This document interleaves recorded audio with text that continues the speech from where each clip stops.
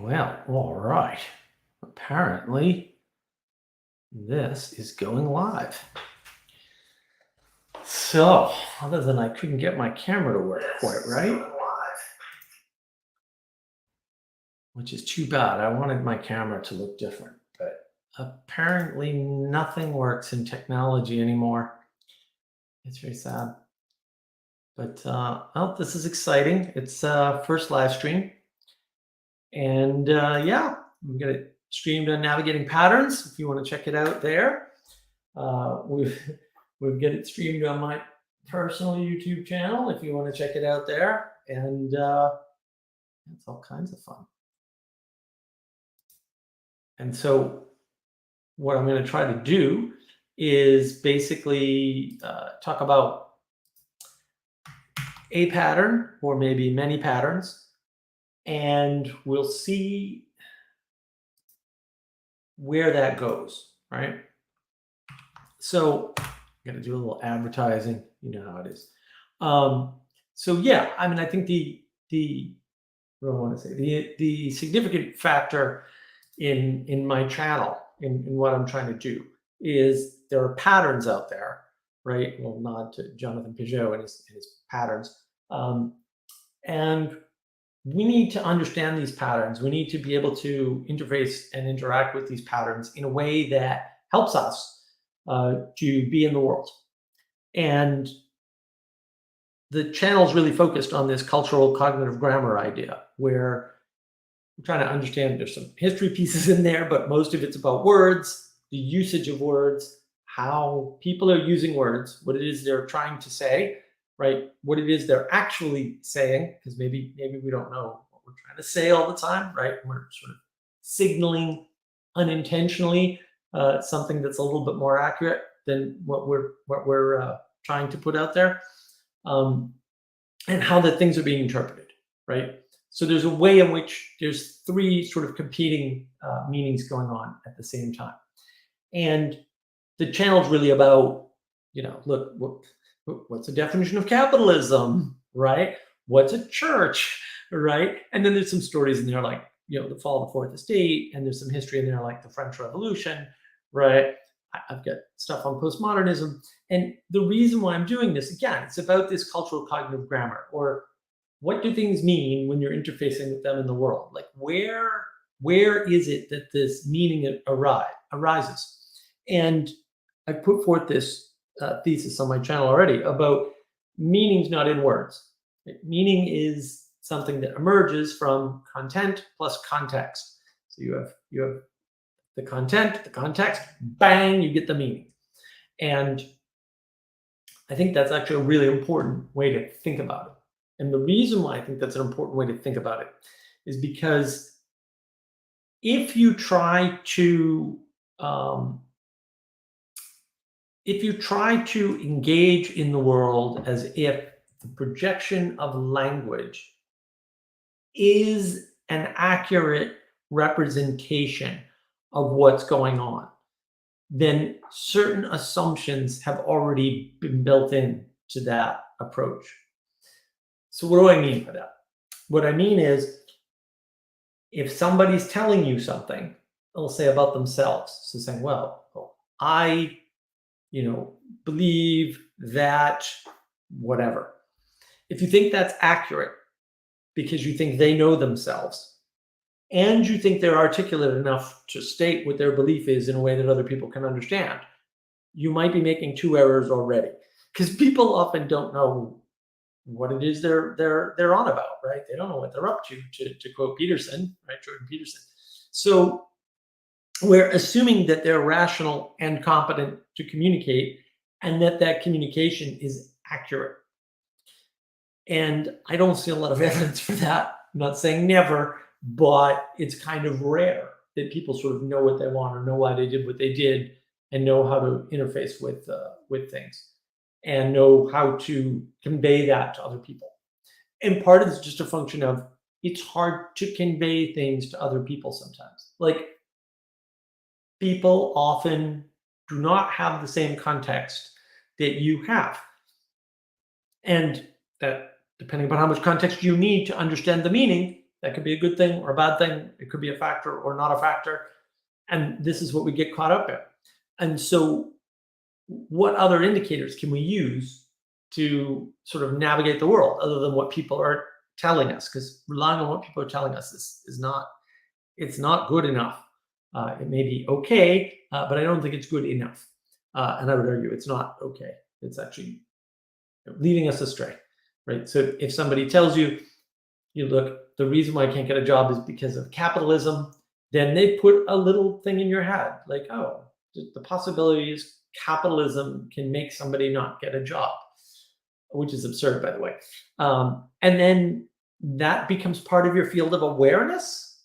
And if it also becomes part of your field of attention, then all of a sudden you're into a conspiracy theory like, man, the reason why I don't have a job is because capitalism. And the people in the capitalism are keeping me down, right? And it's like, well, and there's other problems like half truths. So there's a way in which wealthy people are stealing from you. Let me tell you which wealthy people are not stealing from you.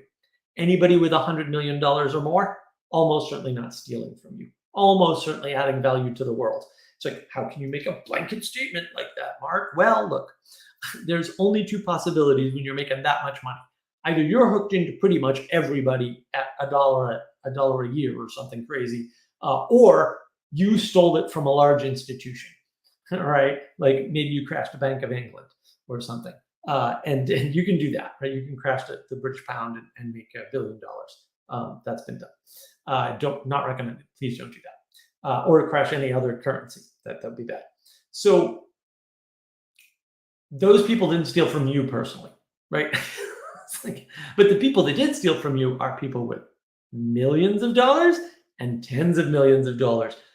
Not all of them. Some of them are the ones that stole from you, but you probably don't know who they are, right? Or maybe you do know who they are, but they only stole from a few thousand people. When we cast that on Elon Musk or on Steve Jobs, whatever you think of Steve Jobs, and I'm actually never been a fan, but he also didn't steal from people. So +1 on that one. You say, oh, the real problem is that Jeff Bezos is stealing money from consumers. No, Jeff Bezos is taking money from investors, and good luck to him. And I think he's got more than enough money that when Amazon inevitably comes crashing to the ground, which it's well on its way to doing, he won't care. And good for him. Like he got away with it. He didn't take money from you, though. You benefited from him stealing money from investors. That actually happened because you got better prices because of Amazon, the storefront, which has almost never made any money. A few quarters, I don't even think it. Maybe 2 quarters in a row once or something, but very unprofitable business. So if he's running an unprofitable business, the consumers are the ones benefiting, technically speaking. So Amazon didn't do that to you either. You've benefited from that. But he's got way more money than is justified by his business model or by his balance sheet. So he got that money from somewhere that he gave to you. You should be grateful. And not that I like Jeff Bezos, but that's another discussion. So it's kind of important to know this, because if you get caught up in it's the billionaires and trillionaires and zillionaires that are stealing all your money, or it's the giant mind control space dragon of capitalism, then you're going to continue to get screwed. The people that are taking money from you and everybody else are going to continue to take money from you and everybody else. And that's not good. I'm not a fan. I think it's bad. I'm still a hard no. And that's the problem, is that we're not paying attention to the problem that is there in favor of a problem that is not there. Blaming Elon Musk, no good. First of all, he's taking most of his money from investors again, and that's fine. But second, I think he's adding real value to the world, and I don't think I don't think it's a bad deal, right? It's a bad deal when your house gets stolen, right? Like 2008 housing crisis, people lost their houses, including me, although not in 2008. Took them at least 3 years just to get to me, and then another 5 in court, right? A lot of people. I was there. Too many days. Walk in, lose their house. Bank had no paperwork. None. Zero. Court wasn't requiring them to have paperwork. bigger problem. Not that the bank didn't have it, but the court didn't care. The people that benefit from that, you can say, oh, well, the banks benefit from it, kind of, sort of. The banks get bailout money, though. So really, they stole your money indirectly through the government. The government stole your money, maybe, right? But not the banks. But you know who stole the houses? The lawyers in the courts. Yeah, didn't know that, did you? So what was happening is the scumbag lawyers, and everybody knew, all the lawyers I talked to knew who the scumbag lawyers were. And, if they weren't off ambulance chasing, they were off foreclosure milling. And if they weren't off foreclosure milling or ambulance chasing, they were chasing some other sort of borderline legal thing. So that is to say, the legal community, the brotherhood, these people are all part of a bar association. They know what's up. They're not fixing it. Okay, problem number one, right? Those lawyers got the houses, not the banks. They had made arrangements with the banks to give banks cash up front, but then they got the houses, and they had the houses, and they were in court representing the banks, even though they already had the house, which is, it's just fraud upon fraud upon fraud. And then,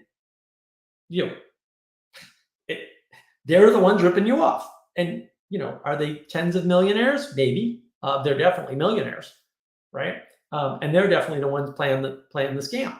They're not the only ones playing the scam, right? The banks are still stealing houses they don't own. Like that all happened. Probably still happens all the time. But when we don't locate this, we don't aim at the right problem. And here, there's a bunch of problems. There's the brotherhood of lawyers who like to be all pally and friendly, which I very much disagree with, because oh, you're my enemy, then I'm going to go at you with everything I have. I'm going to, no quarter, right? And they don't have that attitude in the legal profession in general, which is too bad. So, if you can get a shark of a lawyer, get one. They're rare, but find one. Much better off.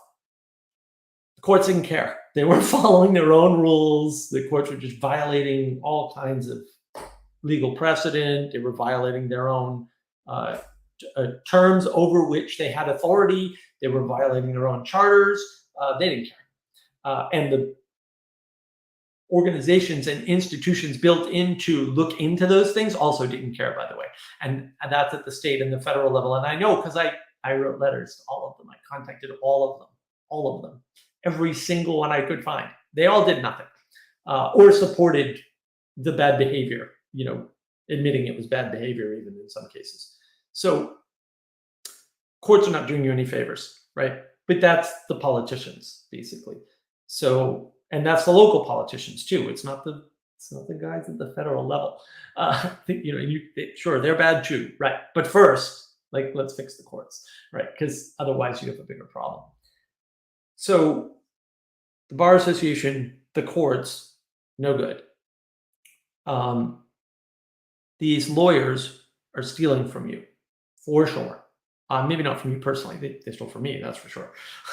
Right? And so that's where the problem is. The problem isn't at the federal level, and no amount of changing up the federal game is going to fix the local game. It might make it better, but it's actually not going to fix it. And we're aiming at these things that are way up in the air, and they're not going to solve our problem. And so that's a problem, right? That's a big problem. You don't want that problem. So how do you navigate this? What do you do? Well, again, you have to understand what it is you're talking about. And one of the things I do, or try to do, is when I listen to videos, for example, let's suppose I listen to a Paul VanderKlay video. What I'm actually listening for is the tone, and I'm watching the reactions. So I prefer to watch the videos instead of listening to podcasts, because the reactions tell you a lot, right? So, for example, when Paul VanderKlay is talking to, say, John Vervaeke, and Paul VanderKlay very cleverly, because Paul is one shrewd operator, man, and he's quick. When Paul very cleverly says to John, what if Socrates had risen from the grave instead of Jesus, or something to that effect? And John's eyes get 6 times larger. I may be exaggerating. Not that any of you would think that I would exaggerate, right? John's eyes get 6 times larger. That tells you something about what's going on in John's head in the moment. And then when that physical reaction stops and he starts speaking, and this is something you can't get from the audio only, right? And he says, oh, right? You don't understand that he, for a second, considered that and found it appealing. So there's some information that is not conveyed rationally through good articulation. It is body language, effectively. Also, when we overfocus on the words that people are using, and again, I make the argument all the time on the channel on navigating patterns that we don't like people are using these words in ways that are not helpful for communication. We'll say that, right? If you're missing the tone, and I'm not saying tone is totally reliable any more than words are totally reliable, but you can get patterns out of the tones that people are using when they're saying certain things or giving you certain phrases, right? When they're feeding you certain types of excuses or reasoning or whatever. And I don't think excuses are bad. Like everyone's got an excuse for things that they do. That's fine. I know we tend to, misuse excuse as a pure negative. Having that information not in your brain means that you fill it in. You do, personally. Now, some people are very good at this. It's not an issue. You're not one of them. Just assume you're not one of them. It's rare, right? And your whole life will get along better if you assume you're not one of them. So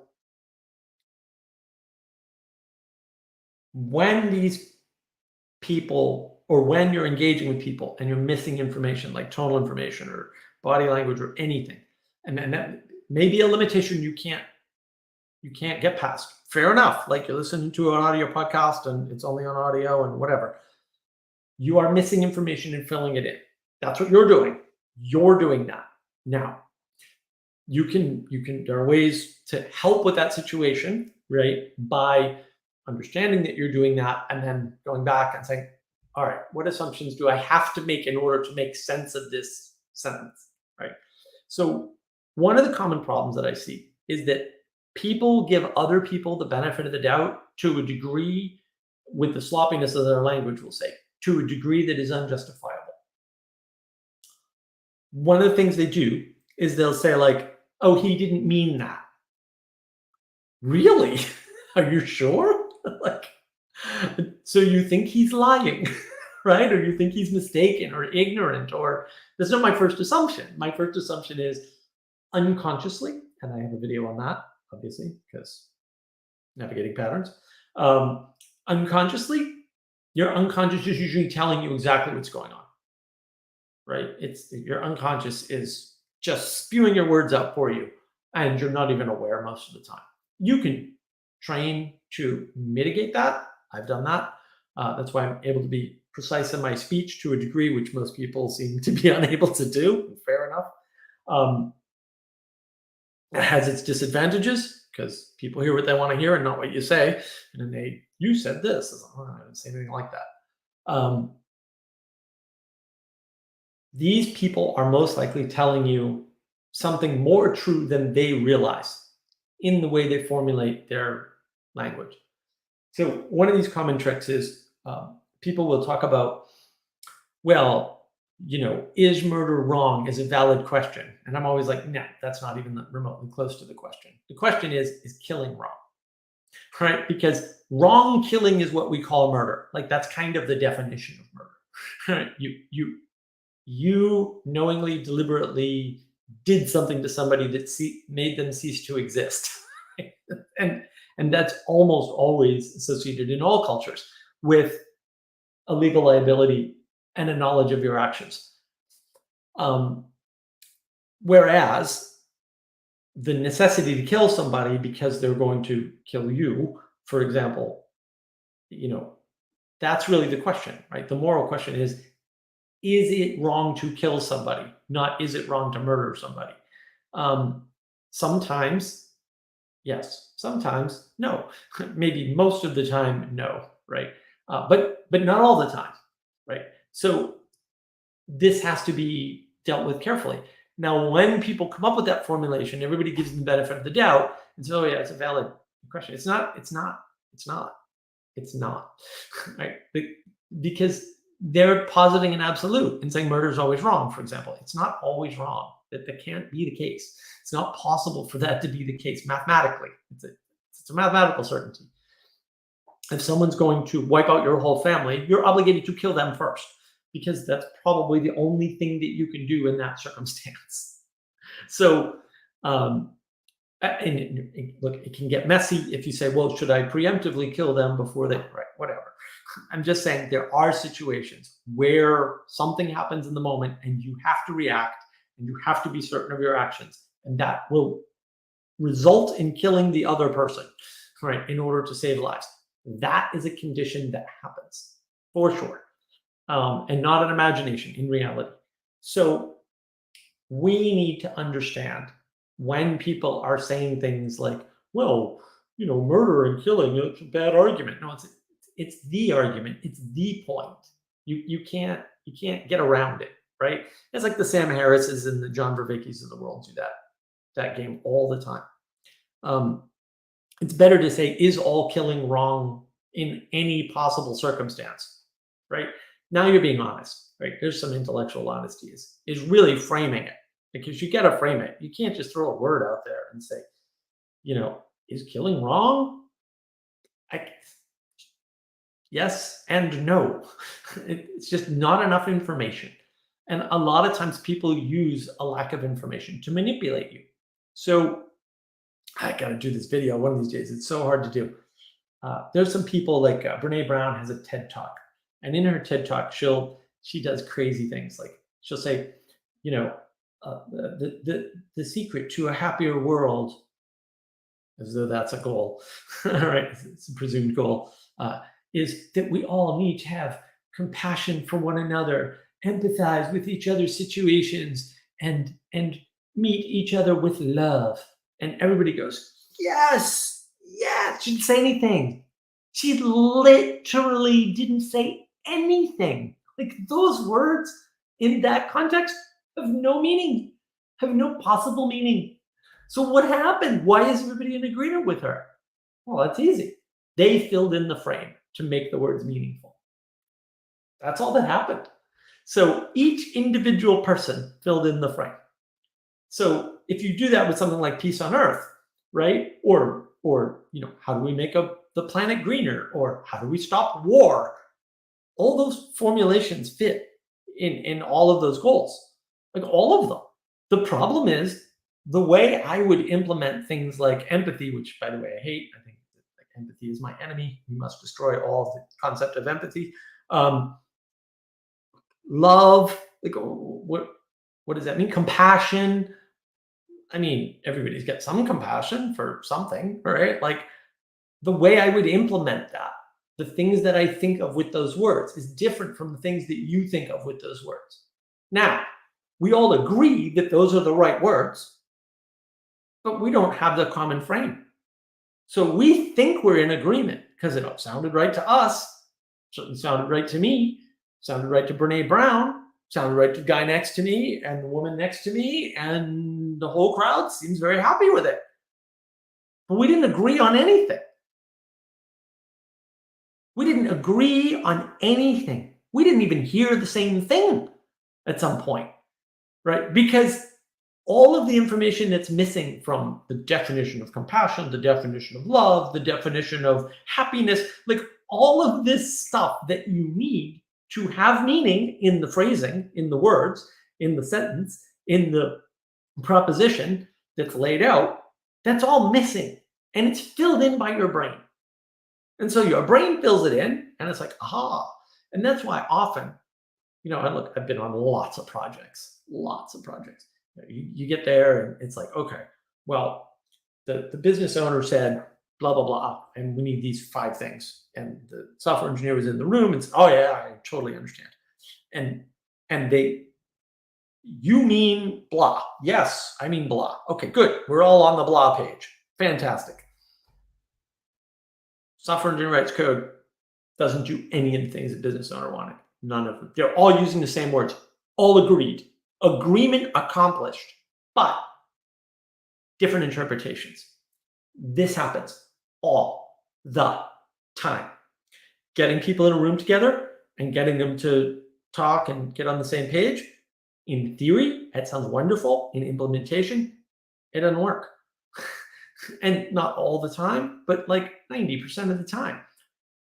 You really need a mediator. So one of the things I used to do in the computer industry, consulting in particular, was because I speak business and I speak tech, and not just software engineering. I speak systems engineering, network, cloud, like all of this stuff, right? I can translate between all those things. And so I can take business requirements and put them, here's what you need to do, software engineers, to meet this. Here's what you need to do, network guy. Here's what you need to do, cloud guy, et cetera, et cetera.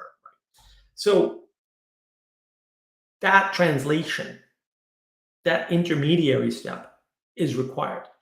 You know how you almost certainly can't reliably and consistently get that is with a dialectic.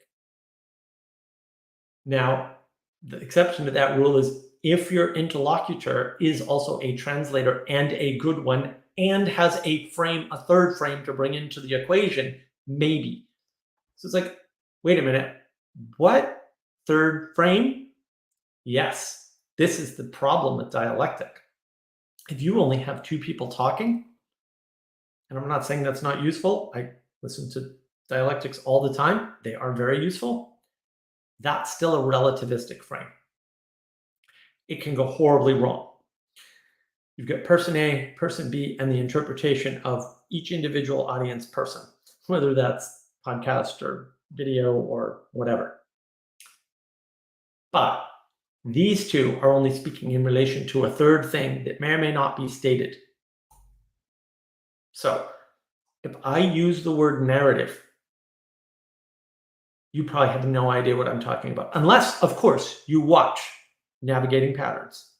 Because there, I outline my definition of a narrative, which isn't my definition, right? It's a definition I worked on with Manuel and a bunch of others about, it's all wrapped up in our idea of the 4 Ps of information, right? And the knowledge engine, another video on Navigating Patterns.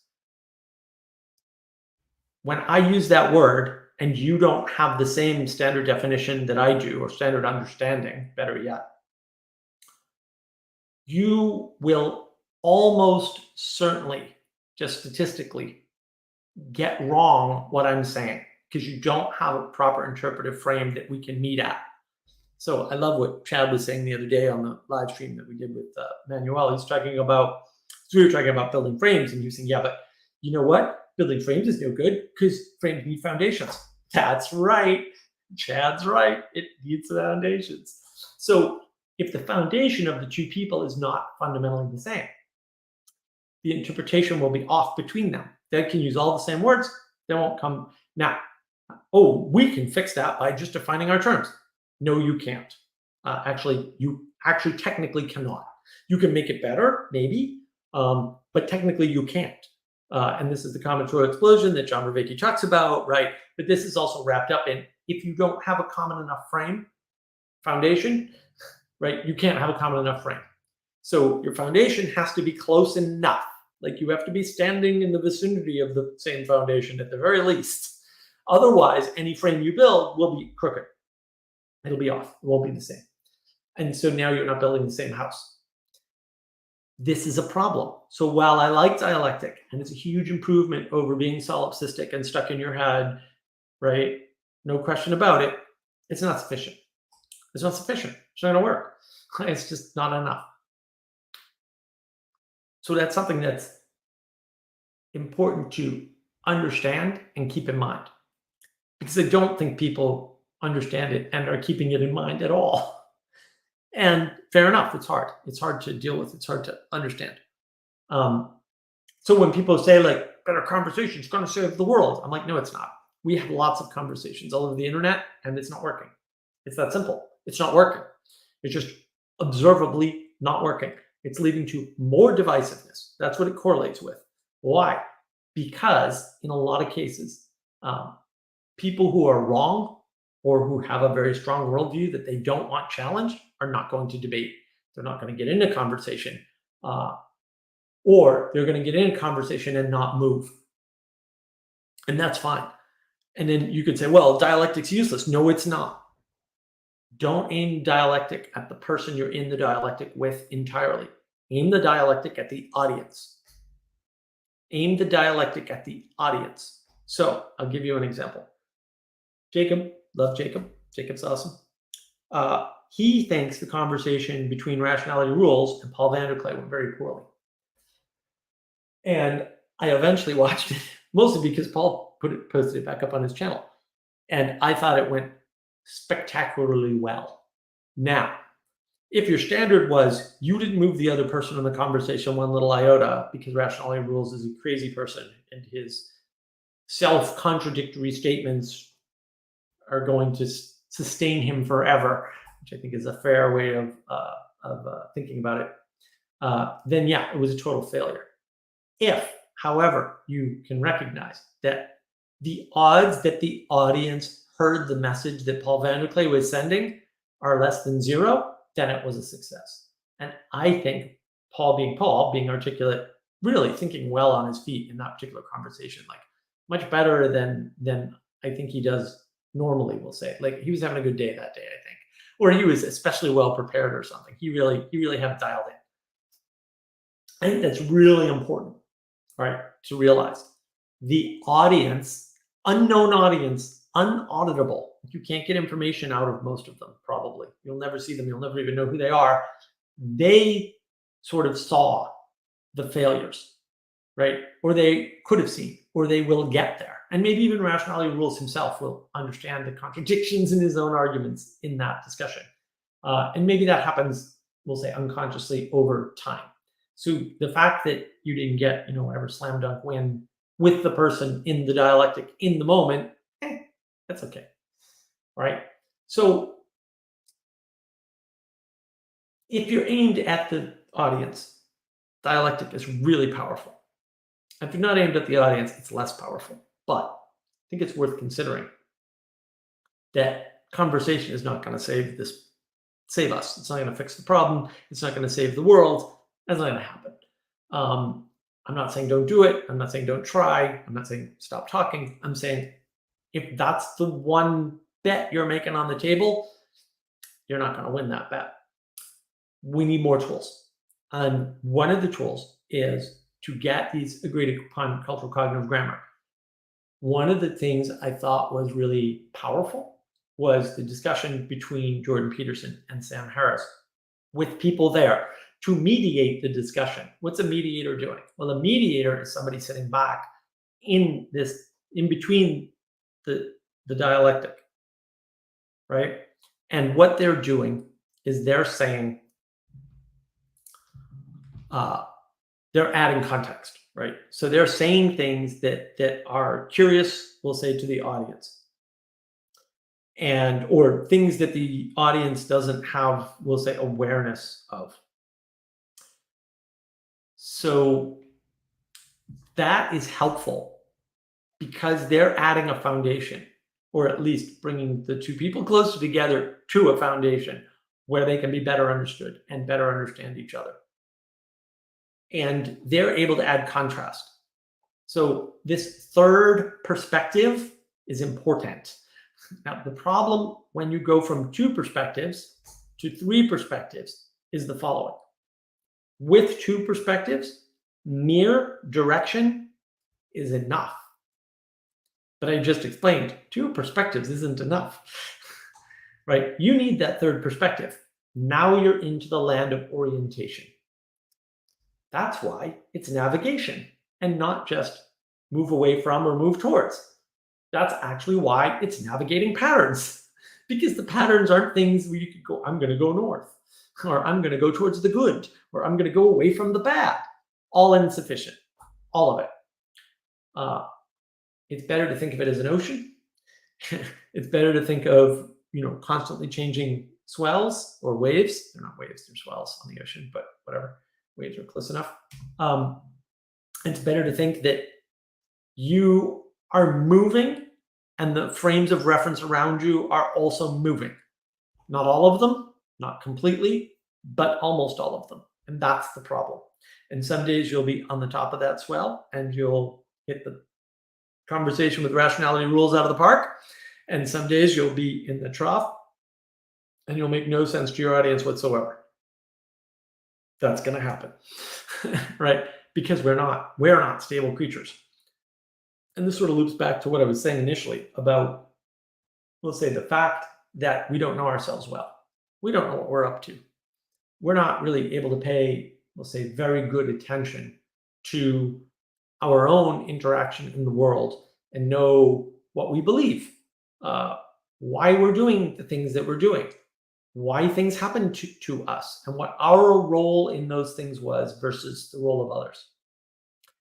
So that's a big problem. It's a big concern. And that's why orientation is important, because you have to track 3 things at least in order to orient. You can't just track one. You can't say, I'm going to look at that person and rebel against them or fight whatever their position is, right? You don't want to, as my good friend Manuel says, identify against a thing, right? No, not ever, but if you find yourself merely identifying against something, don't do that. You've gone astray. That sort of attitude, sort of I like to call it the Sam Harris formulation of good and evil, right? Sam Harris sort of says, well, you can know the worst possible bad. No, you can't see my video, by the way, on navigating patterns. And therefore you can move away from that and you'll be going towards the good. Not a snowball's chance in hell. That's dualistic. Dualism is obviously observably incorrect. And no, the world is just, there's lots of neutral conditions for the world. There's lots of conditions in the world where you're not moving towards the good or the bad, right? Or evil, more importantly, right? And so the ability to orient, to figure out from 2 other points where you need to go next from where you are is really important. And that's the orientation. That's what orientation is all about. It accounts for the 3-dimensional nature of the space that we are navigating in, right? And these patterns are not 2-dimensional patterns. They're not squiggly lines on a whiteboard, which is all I can manage. But it's an ever-changing 3-dimensional landscape. And there's a z-axis. And it's really important because when you don't recognize that the good is struggle, you have to struggle to get to the good. If you're not struggling, I don't think you're going for the good in the moment. Like, getting to the good is hard. And if it's not hard, you're probably not doing it right. And that's part of the issue. And if you're getting it right every time, you're probably also not doing it right. Or you're a saint, one or the other. Or you're Buddha, whatever. I'm skeptical. But I'm happy for you if that's true. Show me the goods. Because I'm a show me, don't tell me, do the magic trick. And, you can ask, well, how is this practical? Well, one of them is do the trick, right? So Sam Harris makes a statement like, oh, you can know the worst possible evil thing. Okay, do the trick. Show me the worst possible evil thing, Sam. Go ahead. I'm going to wait here while you try to do that. I know it can't be done, but go ahead, give it a shot. All right? Do the trick. Oh, you can't do the trick, can you? Well, that's now we've got you, right? It's fair. It's fair to say do the trick. It's fair to say, how is capitalism holding you back from having a job right now? It's fair to say. Like, you think it's capitalism? Show me. Or you think it's Elon Musk? Show me. Right? Show me how. Show me the chain of causality that is causing that. That's all. It's not that hard. Right? And if it is hard for them, it's worth it to say, are you sure? Because it seems hard. And it shouldn't be hard to explain these things if they're true. Explaining things that are true is easy. Usually, not all the time. And that's important to know because that's a tool of navigation. You can go to people and say, tell me how that works. And if they can't, it's an indication. So Brett Weinstein did a conversation with Robert Wright recently, and Robert was doing basically that. How does that work? Who are these people? Uh, what about these alternate explanations? And at every turn, Brett Weinstein, who I used to have a tremendous amount of respect for, but seems to have fallen just as far as Sam Harris recently, couldn't do it.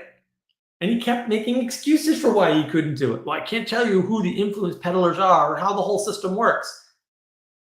Well, if you can't tell me how it works, why is it that you think that's working? Because there's a contradiction in there.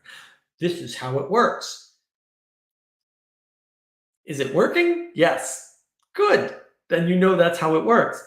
The inverse is also true. This is how it's working. Is it?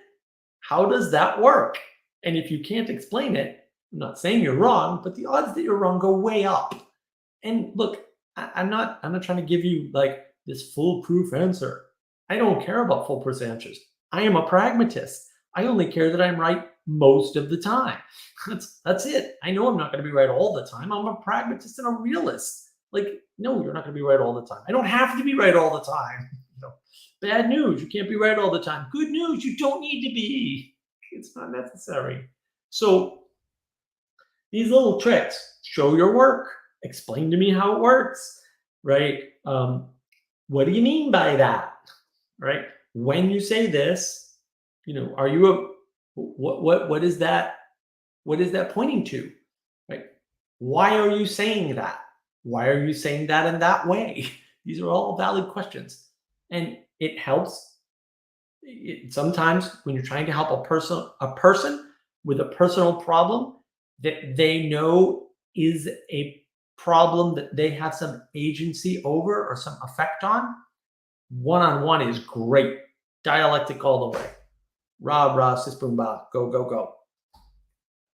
When the problem with the person is external to them according to their own understanding, dialectic may not cut it.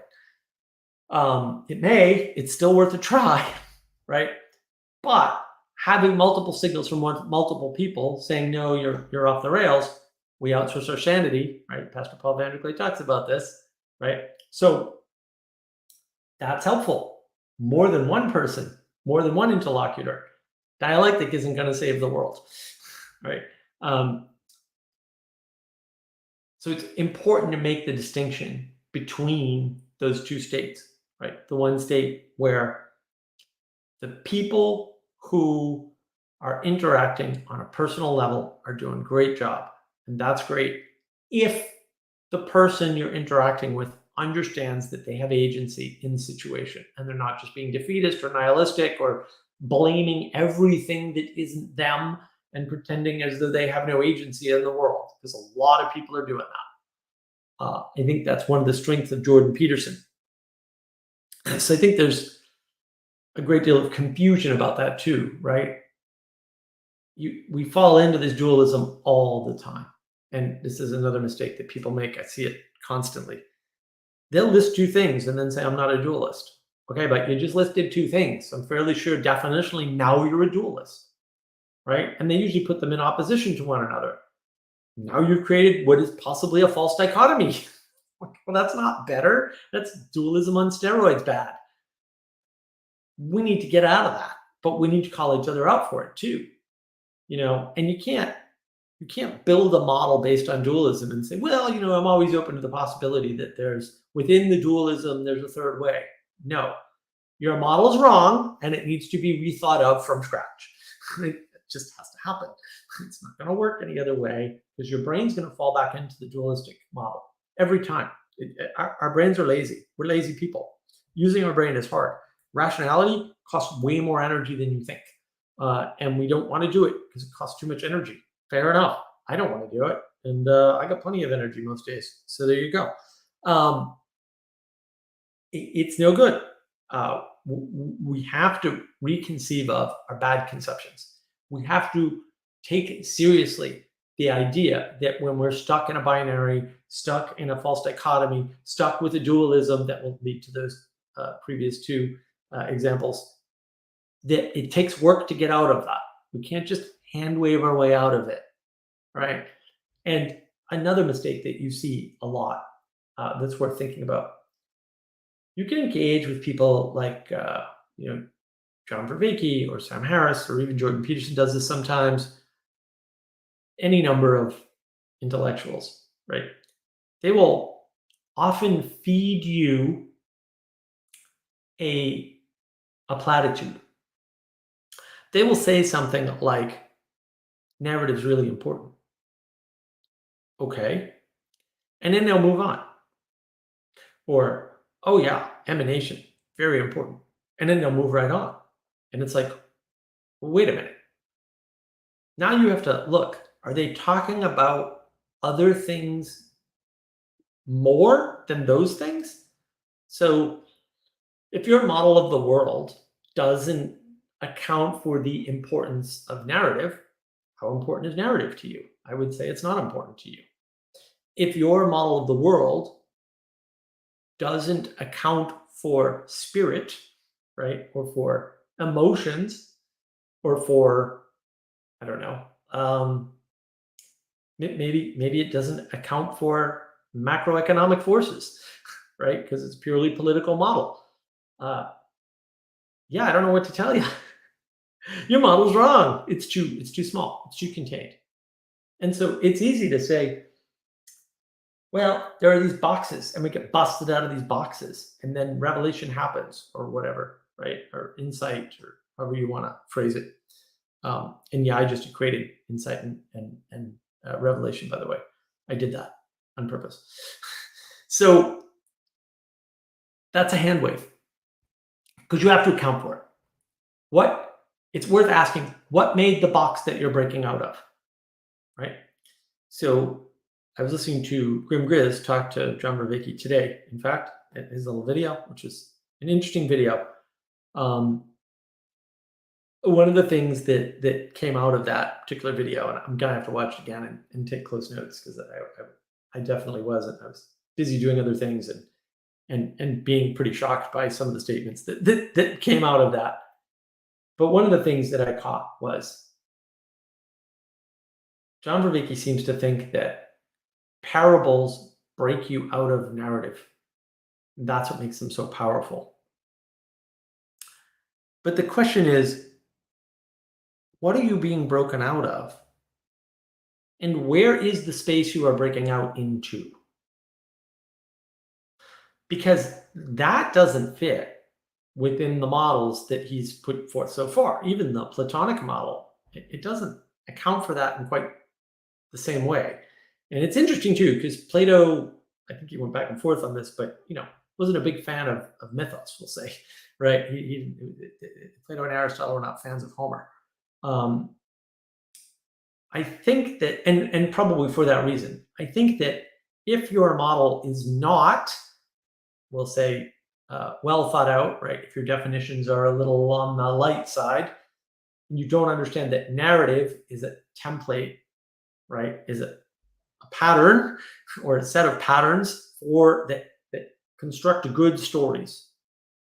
If you haven't differentiated story and narrative, Peterson hasn't, Peugeot hasn't, and Vervaeke hasn't. Saw that in their last conversation there that they did at Peterson's house. They kept swapping the words narrative and story. A parable, like a story, points you to a narrative pattern. Now, it may point you to the same or similar narrative patterns as a story, but in a different way. And I would say music does the same thing, points you at a narrative pattern or narrative template or pattern. If you understand things that way, the world makes more sense. And of course, I have a video on that. I did put the link in yesterday. I have the link to the channel, and so you can go to Navigating Patterns and find story, narrative, and archetype. If it's not accounted for in your model, and you're just saying, oh yeah, narrative is really important. No, absolutely. And then you're just moving past it and spending all of your time on something else, like normative order or nomological order, or in Peterson's case, he talks about narrative and then flips to story. It's like those aren't the same thing. That's why we have two different words. Then you're missing it, right? You're missing the important part. So the fact that the availability of narrative patterns breaks you out of being stuck in a particular story Should not be surprising to anybody. And it is paramount that we understand that. And if you understand music and story and parable and maybe a number of other things, all point to narrative patterns and help us illuminate them from, we'll say, different points of view or perspectives or angles, however you want to think of it, that's a much better model because now you have a way to understand the world. And it explains normative order at the same time, right? Because if everybody is telling themselves a certain story about the world, or enough similar people, let's say 80% of the population, let's go with Pareto distribution stuff here. If 80% of the population is convinced, and I'm not saying this is true, I'm just using this as an example, that the right frame of the world is political, then the possibility that they're going to see a spirit moving that politics is zero. They don't have a frame to explain spirit because they think everything's in this story of politics. And they justify the story of politics by saying, here's this event in history when this politician did this. Maybe that actually happened. And maybe there were no other factors involved. Theoretically possible. Highly unlikely, but theoretically possible. And look, if you want to pick on certain people and say, can you give me an example? Yeah, JFK, go to the moon. Absolutely. Big John F. Kennedy fan. Definitely JFK's speech was the thing that drove us to the moon. Was that the only thing? Well, no, of course not. But the fact that he pointed at going to the moon, this, that, and these other things, or whatever the quote is, that's what caused it. That's what got it done. That was the driving force. That was the thing that injected the spirit into the people to cause the moon landing to happen. There's very little way around that. Might it have happened without him doing that and without him getting assassinated? Probably not. It's always possible because these things are not normally outsized single action cause result sorts of things, right? That can be thought of scientifically. If you want to say something like, well, look, there's this politician, I don't know, we'll just pick Clinton, caused a bad trade deal. Look, I'm sure Clinton had advisors and maybe they were idiots. Right? Who knows? But he certainly didn't do a good trade deal. This is one of the things Donald Trump repeatedly pointed out in the 90s, because Trump's political position has changed exactly zero since he's been public. That's for sure. He's been saying the same freaking tired thing for however many decades. And good for him. I mean, what A plus for consistency. Yeah, it's almost certain that we would have gotten a bad trade deal with a different president, and we would have gotten the same bad trade deal or something very similar, unless it was somebody strong-willed enough to say, no, this is dumb. I don't care what my advisors say. You can all go to hell. And then the negotiations really begin, right? So you can spin a narrative in the political frame and say, politics runs this because here's an example, and here's an example, and here's an example, and here's an example, and here's an example. It will be partly correct, but it will be mostly wrong in most cases, right? If it doesn't account for the economic factors, if it doesn't account for the propaganda factors, because propaganda is real. Steve Jacobs' excellent video on propaganda on his channel. Yeah, I mean, this is kind of important. Like these factors are factors. You can't put everything on one factor in most cases. Sometimes it's high propaganda and low economics and low politics, and sometimes it's high politics and low propaganda and higher economics. And there's more frames than that. If your frame's not accounting for these things, then you're not going to understand them. So whenever you have somebody talking out of a limited frame, and most frames are limited, right? Not knocking limited framing. I mean, you got to have limited framing, or cognition's limited. Look for where they're brushing things off and setting them aside, because that's what's important. If they're saying, oh, emanation is very important, narrative very important, and then you're moving on to emergence and talking about nomological order, I'm a little suspicious. Color me suspicious. Why? Because you're spending too much time on one thing and making it important, and not giving you framing for the other items that might be factors, right? Are they saying, look, the reason why the election went this way, and then giving you a bunch of political spew? Okay. What about people being convinced by propaganda, right? Or maybe that's their frame. They're just saying, oh, well, the reason why the vote didn't go the way I predicted or I thought it should or whatever is because, and then they go on this propaganda from the media, right? Ignoring all the fact that the mainstream media is almost dead in terms of viewership, and has been for years. It's been dying for 25 years. I have a video on that too. Follow the Fourth Estate. Good video. It's a problem when you're ignoring these other factors. It's a problem when your framing is so tight that it can't account for these other things that are there, that are important. And that's what you need to look for. I mean, this is how you navigate these patterns. This is, and I know I had a Q&A with Pastor Paul on Friday, and I asked him about tolerance. We had a nice little discussion about tolerance. And at one point he said, dude, you do the trick, Mark. And I'm like, okay, I love showing you how I do the trick. It's great. You can do it too. Right. And the example that I gave is, John Vervaeke uses opponent processing. I think that's wrong. Just flat out wrong. Why? Because it's negative. It's not opponent processing. It's cooperative processing.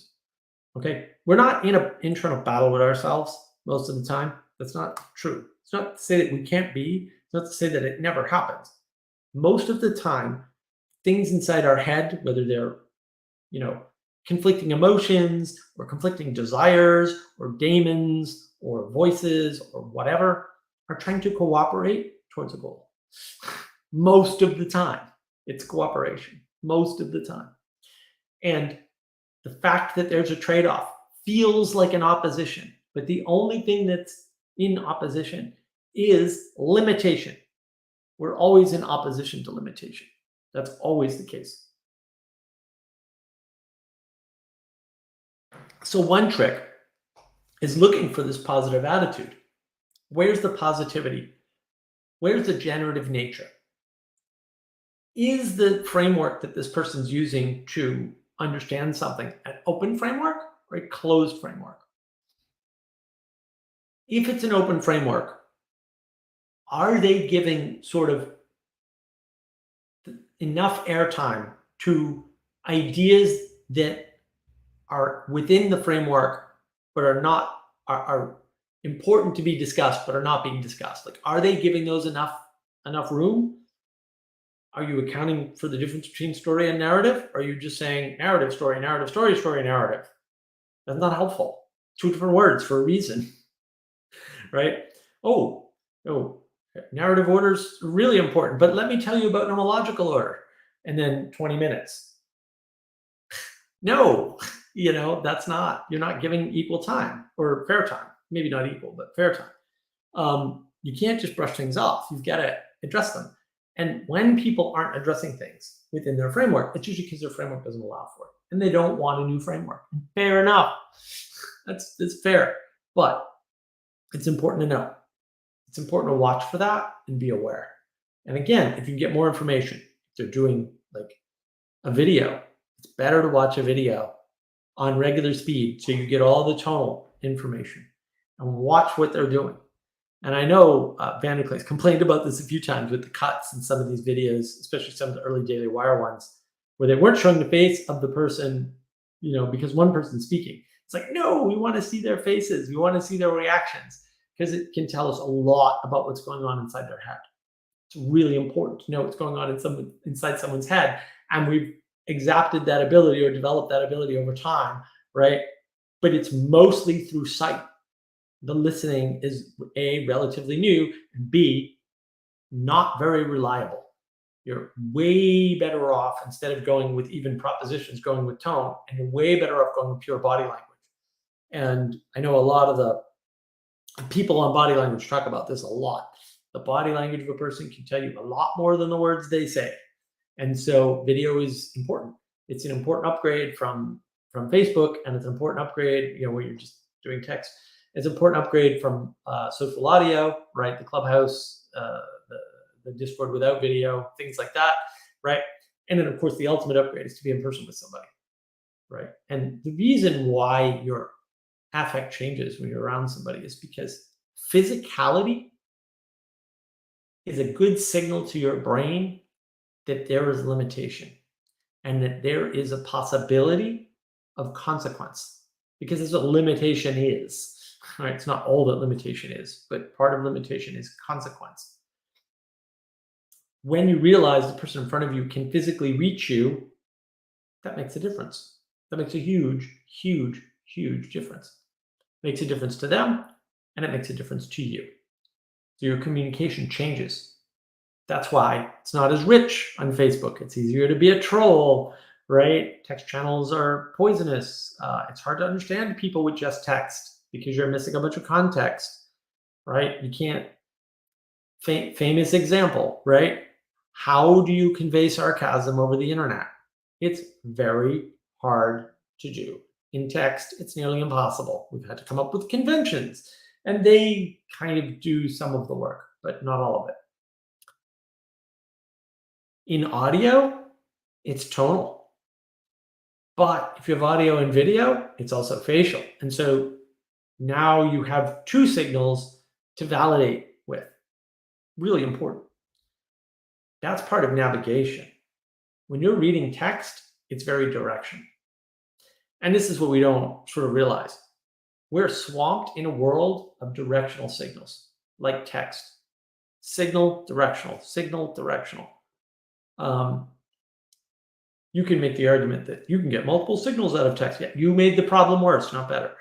Right? Yeah, you can read people's information in many different ways. That's a bigger problem, not a smaller problem. And that's what's really important. And that is why I think participation in the world, learning that participation, that navigation through poetics is the way out. That's why I think the church is important. And so, because the church is important and it knows about participation because it's its primary mode, I think it's appropriate to add a church person to the stream.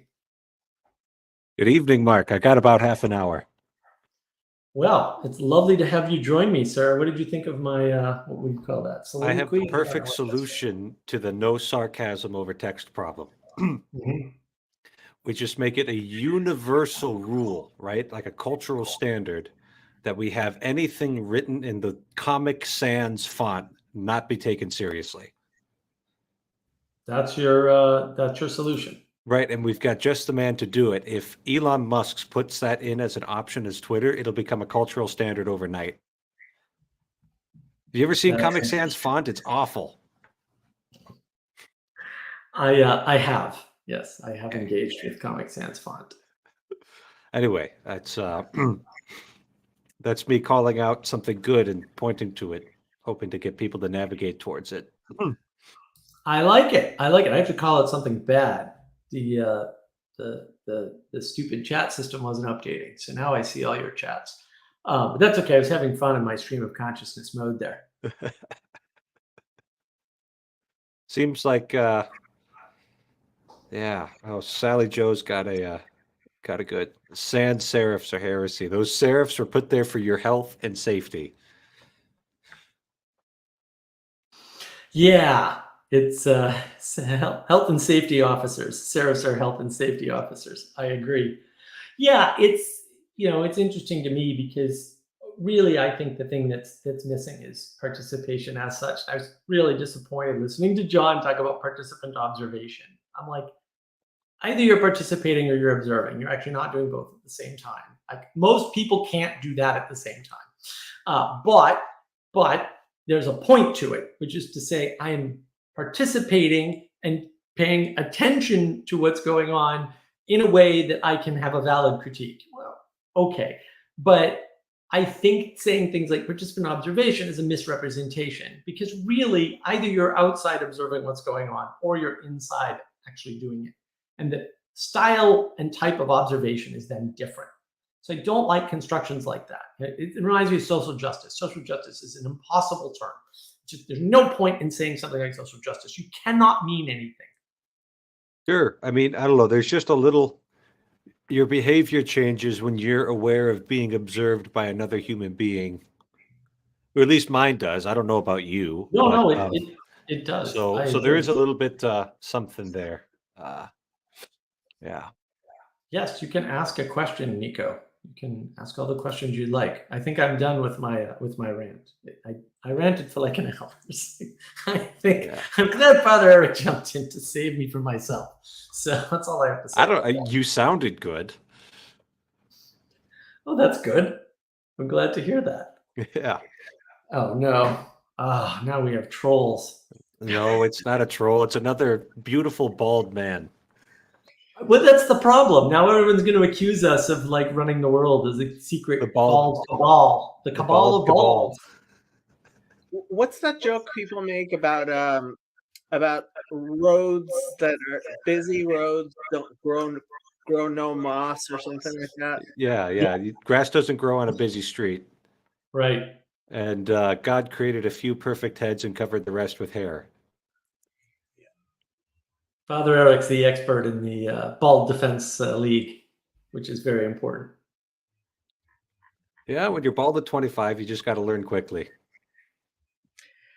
I started balding at 16.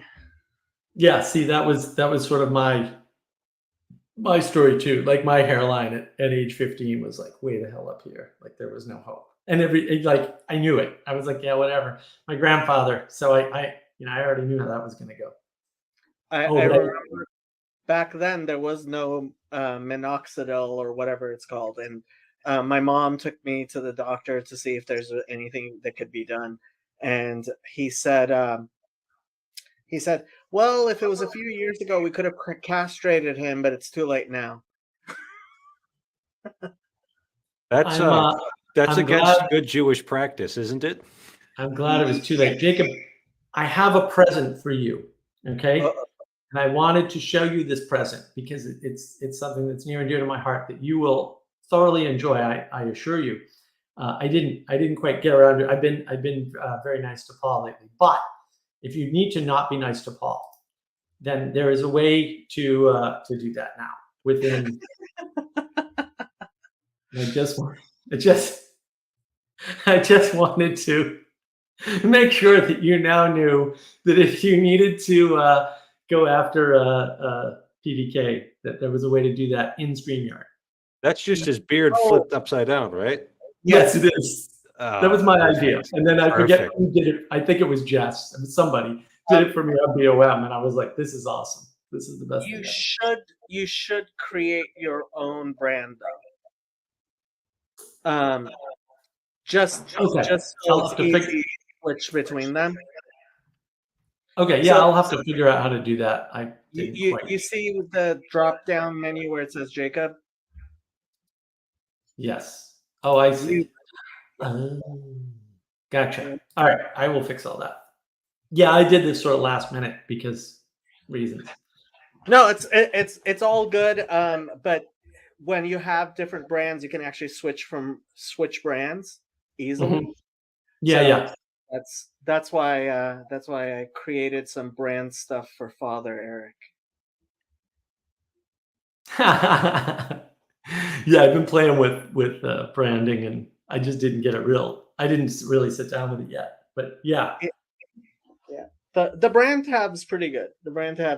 Yeah, that's part of what I like about StreamYard is when you first start out, like you can just run it without even going to the brands tab, and I think you can start easy with and then get more and more complex. Build your own media empire. That's somebody's goal anyway. Yeah, I think. Were you hear it from the beginning, Jacob? What did you think of my hour-long rant? I was not. I believe it or not, I actually do work sometimes. That sounds awful. I'm sorry to hear that. Should I send flowers? Yeah. Well, this is my busy period at work, so I actually have to work. But yeah, soon I won't have to work as much. That could be good or bad. I don't know which, but yeah, that's always. No, it's good. Well, it's kind of good. I'm actually going back to school. COVID really affected the way the insurance business works, and so I am going to, while maintaining my old clients, pretty much. I also gave up this office, so things are going to be changing a bit in January. So Yeah, we're still suffering the effects of the disruption, and now we have to navigate it because we have new patterns. this New is true. patterns. Yeah. What did you think, Father Eric? Did you hear most of my I heard rant? some of it. I heard some of it. Yeah. I had thoughts at the time, Uh-oh. but they're gone. They're gone. That's terrible. That happens when you don't write them down. You should write everything down. Uh-oh. Now we have another illustrious guest to make up for Jacob. Excellent.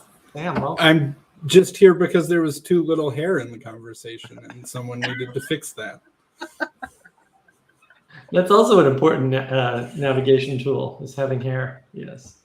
I can only stay for like 5 or 10 minutes, but I am disappointed with PVK today and his handling of Servetus. It was subpar.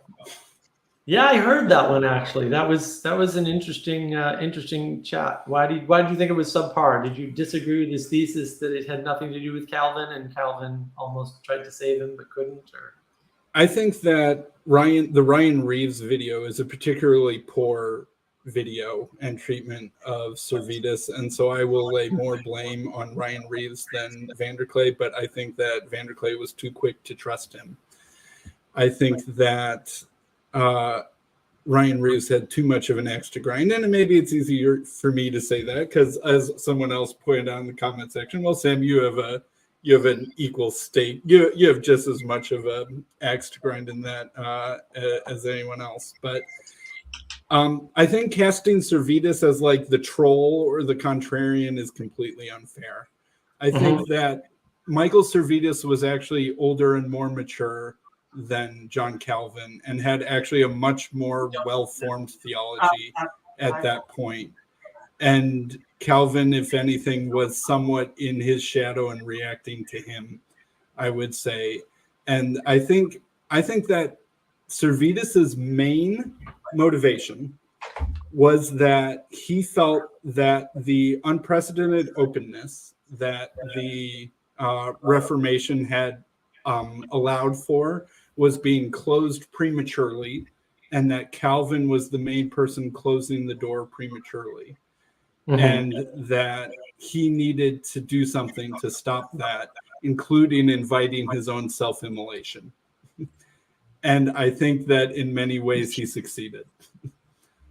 And that I think he knew full well that the parallels between Servetus and Christ and Calvin and Pontius Pilate would be obvious to everyone involved, and that it would show a mirror of hypocrisy on Calvin and keep the Reformation going. I think that's what gets me. It's like the video and Paul's treatment of it is, why would this crazy person do this? Oh, I don't know. Maybe he read the Gospels. I would also say that Servetus is probably one of the smartest human beings who has ever lived, and that would all he was quite literally a Renaissance man. He made enormous contributions in math, astronomy / astrology. Those were still kind of the same thing back then, and medicine and theology and philosophy, and was put to a premature death before even he could finish his career.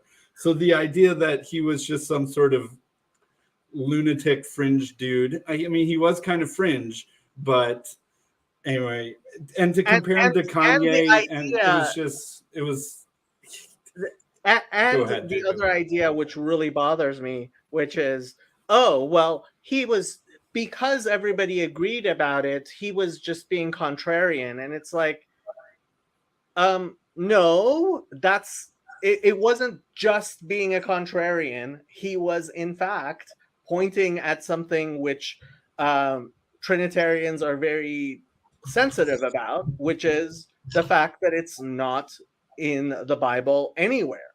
So, and it wasn't just the Trinity that he cared about. Another thing that was probably just as contentious with John Calvin and himself, and this is actually something kind of similar. This is a weird way in which he might be more similar to like a classical Thomistic theist, really, than Calvin, is that Calvin's theology had started to have a really strong bifurcation between God and creation, between God and the world, right? And that's part of why Calvin can have such a negative view of humanity and a negative view. And like, you know, the total depravity thing sort of relies upon creation being very distinct and separate from God.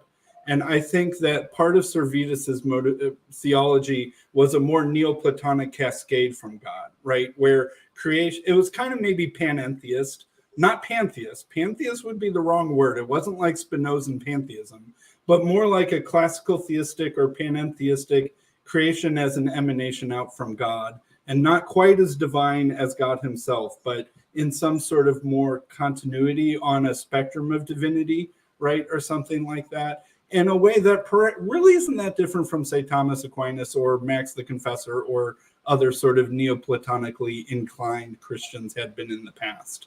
And so that renders a much more positive view of creation, a much more positive view of humanity than Calvinists had. And I think that was equally as important as the Unitarian question for Calvin versus Servetus. He was very, very interested in some sort of unification between Christianity, Judaism, and Islam. And he saw the Trinity as the barrier that it is in reconciliation with Islam and Judaism. And it really is. I mean, it is the sticking point. And I think, you know, he was going back to the type of tradition which, you know, Avicenna, Maimonides, and Aquinas are Neoplatonists considered. I know how much Mark loves the term Neoplatonist. But yeah, so I mean, the martyrdom of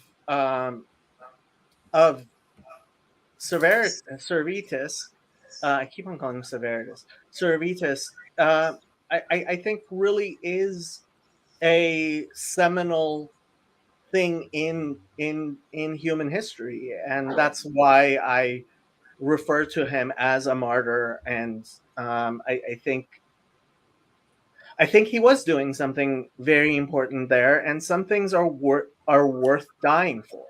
And did he have a messiah complex? Maybe a little bit, but so does anyone who feels like they can accomplish something dramatic in the course of history through martyrdom. Yeah. But and he was extremely self-aware that he was imitating Christ by doing that. And you know, who looks more like the Christian and who looks like the Pharisees, right? And also Paul of Tarsus going to Jerusalem. That's actually that might even be a better comparison. Yeah. So are you basically saying that the impact of, say, John Calvin on the West and the impact of Servetus on the West are more equal than was portrayed in the video? Because that's what struck me was I've never heard of this guy anyway, but what struck me was that imbalance. And I said, do you believe in Mark? Do you believe in the freedom of conscience for people to seek after the truth and try and find it for themselves, and not to be subject to force and coercion in that process? Well, that's a physical loaded, force. That's a loaded question. Physical force, yeah. Well, I mean, the idea of the liberty of religious conscience is a huge, I would say, important idea in the West, and that Servetus did more than anyone really to hammer that idea home. Okay. And also, I think he was very sort of proto-Enlightenment in a lot of his ideas about, you know, the goodness of humanity, the positive impact of reason. In the video, they said he was like peak Enlightenment. I mean, I think that's even what Vanderklay said. He was like a peak Enlightenment figure in terms of his adoption of Enlightenment values. And I was like, well, then why would Calvin be bigger than him? That makes no sense. Right. And the Enlightenment, the peak of the Enlightenment was like the middle of the 1700s. And this is the middle of the 1500s, right? So he foreshadows the peak of the movement, but that doesn't mean that the right. That the and so I'm saying he's the best didn't come first, right? He's the forerunner of the Enlightenment, is really, I think, and that's where I would say that you can see that his impact is as big as Calvin's. Calvin had a much bigger institutional impact, but I think that Servetus had a much larger mimetic ideological idea impact. But that's a good pattern to sort of explore, right? Is this idea that what happens is there's an exemplification. And in my little rant, I used JFK's "We must go to the moon" sort of speech, right? That happened after his death. It didn't happen while he was alive, right? So the person who exemplified it was JFK, and that I bet you couldn't get anybody to argue that the other side of that point who is sane, right? Like I think everybody kind of realizes. No, that one speech had a huge outsized effect on us going to the moon. And so it's often the case that the exemplars happen before the movement peaks because that's what they're reaching for in some sense. Especially if they can embody it in a dramatic fashion, right? Exactly. And right. Dramatically also tends to help. Whether you're JFK or Abraham Lincoln or Michael Servetus, right? Or disembody it, or embody it for a while and then go to the grave and then raise or something. Yep, there's all kinds of options there. I don't know. Yeah. So maybe Father Eric can chime in here, but I think the fact that we no longer kill heretics and haven't is directly attributable to what happened with Servetus and his and the reaction to it. And just that as a contribution, I think is a huge contribution to humanity. I mean, this is somebody I do think of him as a kadosh, as a holy martyr, and to the dismissive way Paul Vanderklay treated him is and I'll blame Ryan Reeves. But maybe Paul should know better. I think so. Was I supposed to have a response to that? Yes. Father Eric, what do you think of Servetus? Is he sort of a convenient example of how Protestants can be just as bad? Or yeah, that's the trick. I don't think of him. Yeah, it's a complicated thing. You almost wonder. I'm coming out on a limb here, so if I fall, somebody catch me. You almost wonder if the second Christendom started to fracture, we really needed to stop burning heretics. But 1300, it's an entirely different question. I see. This is the thing. I think what Servetus demonstrated is that the killing of heretics was never in the DNA of Christianity, in the same way that slavery was never in the DNA of the United States. I think when you look at the fundamental values of Christianity, I trace it back to Judaism. When the Sanhedrin says it is not lawful for us to kill any man, right? So the Talmud talks about the Sanhedrin putting people to death, and there in the Mishnah there's a discussion, and I love the fact that there is a discussion there. I think it's Rabbi Akiva who says a Sanhedrin that puts one person to death every 7 years is called murderous. And then another rabbi, I forget who precisely it was, says once in 70 years is called murderous. And I think a different rabbi says, if I were on the Sanhedrin, nobody would ever, they would never put anybody to death. And Rabbi Meir responds, even this causes more death, right?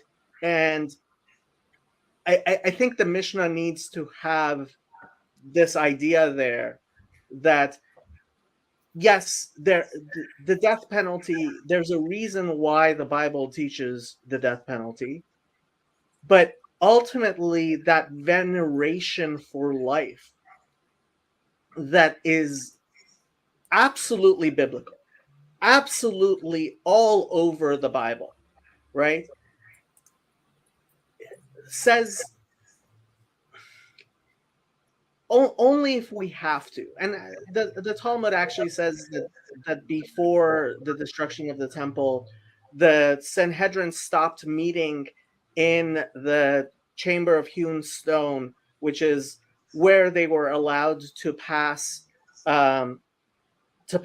death sentences, because they were like, no, it's if God needs to kill this many people, we resign, right?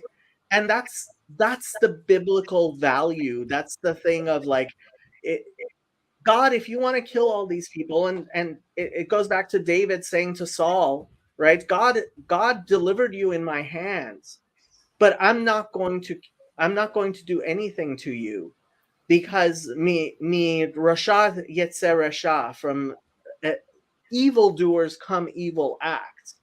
And this is such a deeply biblical value of being for life, that I think ultimately that putting heretics to death, obviously in Christianity, there is a subtext that the trial of Jesus was completely wrong, right? And even when you put it in terms of like John, right, where he makes it sound like there was a case for blasphemy and the Jews really wanted him to be killed for blasphemy, Or right? misunderstood blasphemy, I think, is sort of more. But go ahead. Well, I mean, however you want to interpret John, at least Christianity was always against this type of, killing heretics.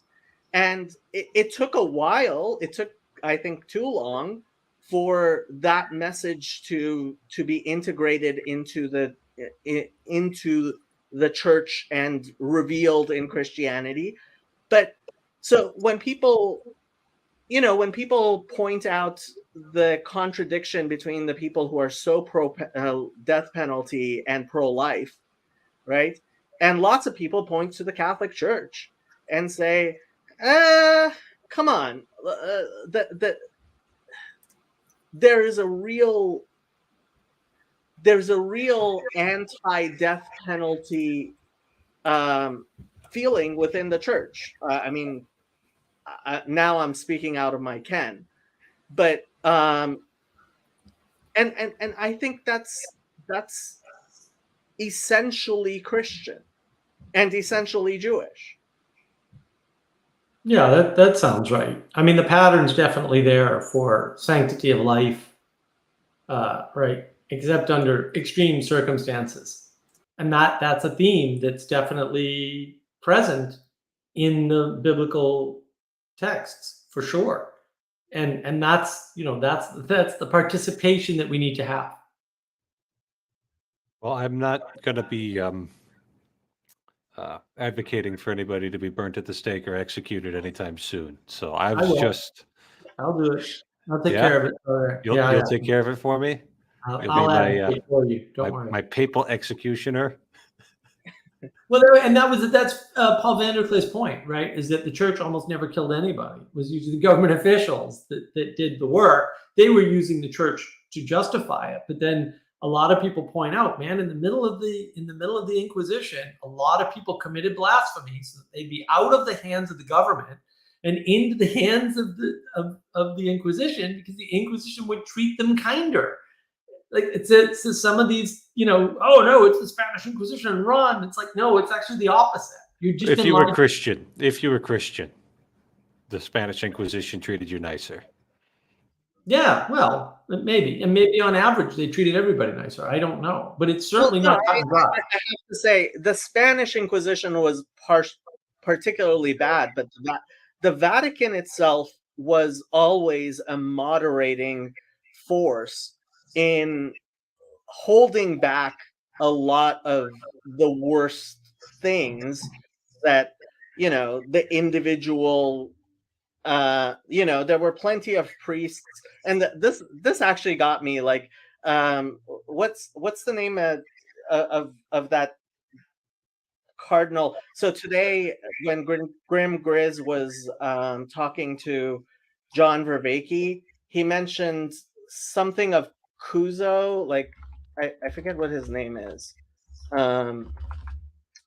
There's some theologian that was like he required the Jews under he was a bishop or something to wear stars in Germany, like, and like it was actually the Vatican that moderated a lot of the really I think the worst parts that people blame the Catholic Church for. So real quick, I have to go work, but my take is thumbs down. Thumbs down on the Catholic Church in Germany. Okay. Thumbs down. Yeah. If you read about it, Mark, you'd agree with me, I think. Probably. Peace I'm out. sure. Peace out, See you, gentlemen. Father. Good to see you. Yeah, I think I heard that too. That people have a tendency to, and I ran into this earlier today actually on the Discord server. People have a tendency to blame institutions instead of individuals as a way of not calling out people for doing bad things. It's like, oh, I don't want to confront that person. So instead I'm going to blame the institution they're part of for making them the way they are. Right? It's a very materialistic view. And I think a lot of people are stuck in that materialistic view. And I actually tweeted about this earlier today on one of, I think it was one of Paul Van der Klay's tweets or something. It's basically like we keep confusing the person, right, and the actions of the person with the actions of the institution. And it's all well and good to blame the institution, but usually it's a person or people that we need to blame. And you always have to, I mean, if you're being scientific, you have to look at treatment versus control, right? And people have this idea that like, oh, the institution corrupted the human beings, and this is Rousseau's completely vacuous idea, which is just backwards. Like, no, the human beings outside of the institutions, right? It's not the institutions that have been corrupting human beings. It's the institutions that have been civilizing human beings. And the noble savage, like, sorry, the Aztecs were brutal murderers, and you not only that, when you look at the militant atheists in Russia, look at the militant atheists. Like when atheists say nobody killed anybody in the name of atheists, it's like that's a lie. It's just a complete lie in all kinds of ways. But like, just look at the militant atheists, right? Right. That was their name, and in the name of atheism, they murdered people. So like, it's just but even. Yeah, it's a complete lie. But even just in spirit, right?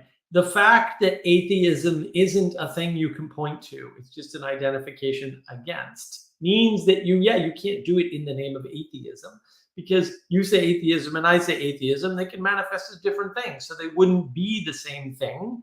And therefore it's ridiculous. The question is, and John Vervaeke actually did a video where he said this, did non-religion kill more people than religion? The answer to that is yes, by the way, by numbers. Now, you can argue percentage ratios over time, whatever, I don't care. But by numbers, it's important to note technology and science has killed more people than religion has. Yeah. And, this argument, the institutions attract corruption. Yeah, knives, murderers really like knives. And yeah, it's the exact same argument. Let's disarm ourselves because people could use things badly. Right. Right. And yeah, and then you can blame like incentives, right? But the problem is incentives aren't going away and you can't do anything about them. So if that's your source, then you're screwed. And if you're screwed, that's fine, but then shut up. Because because you're nihilistic, you're not, if you're talking about something you cannot change, then fine, but don't talk about it. Just resign yourself to it, submit, and shut up. Really, because nobody needs to hear your nihilistic garbage that's self-referential. If that's really the case, if it really is, you're not fixing it anyway, and neither is anybody else, right? So it can't be incentive, because what are we drawn to? And what is it that we're doing when we're not confronting individuals who are doing bad things? We're destroying intimacy, because part of intimacy is saying, my relationship to you is corrupted, whether that's through an institution, but not because of, right? Or through my personal relationship, or through an unknown relationship because I don't know you directly, but you're having an impact on my life. It doesn't matter. You are not taking responsibility for the connectedness between you and the thing that is conflicting with you in some way. And that's why I think intimacy crisis is a better way to think of meaning crisis. Okay, let's talk. I want to ask you about the bust up on Facebook about, not Facebook, on Twitter about Jordan Peterson's proposal to get rid of anonymity. I didn't read his whole proposal. I read his justifications for getting rid of anonymity. What was his proposal? Well, part of the thing is I don't think he's actually making a solid proposal. He's pointing to a problem, and part of what I don't like is there's been a lot of people who are, well, the anons have lost their mind, and so there's been a lot of people who, including Dr. Rollergator, who is kind of a friend of mine, and he thinks it's Peterson is very wrong. So does Styx Hexenhammer. He is wrong. He is wrong, Jacob. So I mean, I can comment on that. Look, let's assume that you believe that material moves the world, right? Is the primary mover of the world. Not that you only believe in material, but that material is the primary mover of the world. Then in my book, that's the best definition of materialism you could possibly come up with, right? What you're going to do is you're going to say, all right, what we have to do is label everything. Pretty sure somebody wrote a book about why that's bad, but I could be wrong. Anyway, so, and then you're going to try to account for everything. That might be in that same book about why that's bad. All right. And then, right. And then you'll have control and the problem will be gone. Okay. But again, this is the same problem I was talking about with, if the problem is incentives and you can't get rid of incentives because you can't, then what are you talking about? Why are you bitching about this? You can't fix it anyway, and neither can anybody else. And I think that's the problem. If you're stuck in a materialist frame, you are going to meet the end of that frame. And you can say, well, the anons are losing their minds. Yeah, because their argument that justifies their worldview got destroyed because it's wrong. Like, their arguments are dumb, which is not to say there's no place for anonymity, but you have to admit that on balance, it is bad because it allows the nature of people to come out more easily, and most of your nature tends to be bad rather than good, unless you're a saint. I just don't think you're a saint, but maybe you are. But that's the problem with these constructions. And Peterson, I love Peterson, but he's a materialist. This is one of the problems. Senior Saboya says, I like Styx, okay, but he's not a deep thinker. I don't know if he's not a deep thinker. There's a lot of audience capture and confirmation bias in this following. I would agree with that. Spatch says the place where anonymity needs to be eliminated in our society is academic peer review. Maybe, yeah, that might be good. Well, just reducing the anonymity would be sufficient. And I think that you can't say zero, because zero is a funny number, to quote Peterson. But I think it's important that we try to minimize it. I think that's actually important. And if people want to have anonymous communities and see how they work, go right ahead. I can tell you that trick's been tried, and I'm not joking, at least 1,000 times on the internet. And there aren't 1,000 anonymous communities on the internet anymore. That should tell you something about the success level of that strategy, which is roughly 0, by the way. And it can last for a long time. There's no question about it. But ultimately, anonymity is the statement of 0 intimacy. And with 0 intimacy, you have 0 connectedness. And with 0 connectedness, you have 0 meaning. Actually, anonymity is on balance bad. I'm not advocating for trying to make it 0, but I think reducing it and having the goal of reducing it is really important. Anonymity, asymmetric information is everywhere in biology as a defense mechanism. That's really weird framing to me. It's not asymmetric information. Anonymity, again, is a way to attempt to deny your connectedness to the world. And that's a problem. So is it asymmetrical? Yeah, but lots of things are asymmetrical. So you can't just use that as a bucket in that case. So that's the problem that I have with that. I think you're making a very important point. I don't think it's clear the point that you're making, so I'm going to try to reiterate it. Please. The people who go online and be an anonymous self are LARPing and divorcing themselves from their physical body.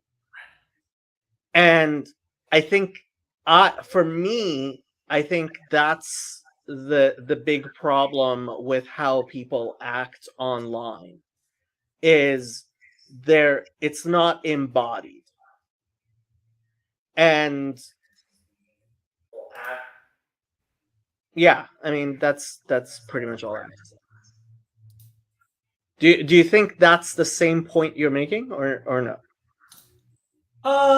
Yeah, I mean, I think it's similar anyway, right? Like, yeah, there's an important way in which you are denying participation by being a person who is deliberately disconnecting in an important fashion from the people around you.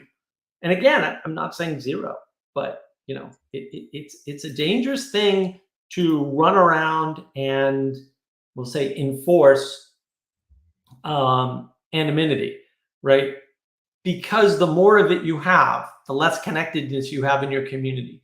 And the less connectedness you have in a community, the less able that community is to cohere, to make meaning, to be useful, et cetera, et cetera. And that's really the problem.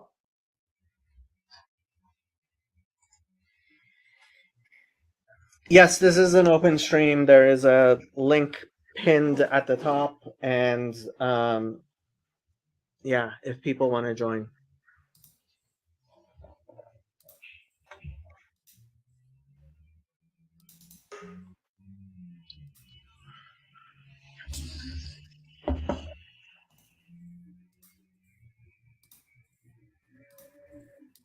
Yeah, I forgot to pin links up, but that's okay. I needed my hour rant anyway.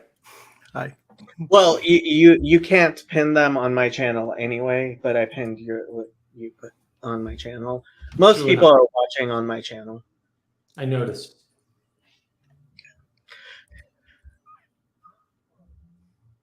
Hello there. Hello there. I need to close some windows so I can open some windows. Welcome. Yeah. The thing about anonymity and so on is that the public space that we're getting into now with the internet, it's like the things that you say are, you can expose yourself with your words to like thousands of people online all at once and you don't realize it. Mm-hmm. And sometimes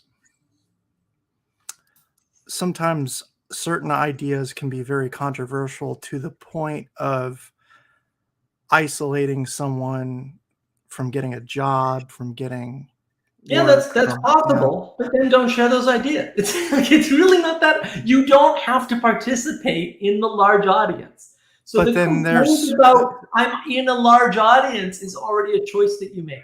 That's Are the you problem. trying to get rid of all trolls? Or are you saying trolls are altogether No, bad? Peterson's trying to get rid of all trolls for sure, right? And I'm saying that's bad, right? Which is reasonable. But I'm also saying, look, if I'm thrown into an audience without my approval, yeah, you need anonymity. But that isn't the world we're living in.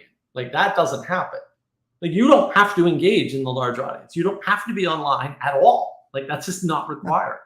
So you're talking about two things that aren't equal in some sense. And that's my argument against is that you don't need to engage with the large audience, and therefore you don't need to be anonymous. And I'm still not saying zero, right? But I am saying that we have too much anonymity, and when we do that, people will do things which they know have consequences because those consequences can't come to them. And so that means that on average, more bad behavior will be around on the internet.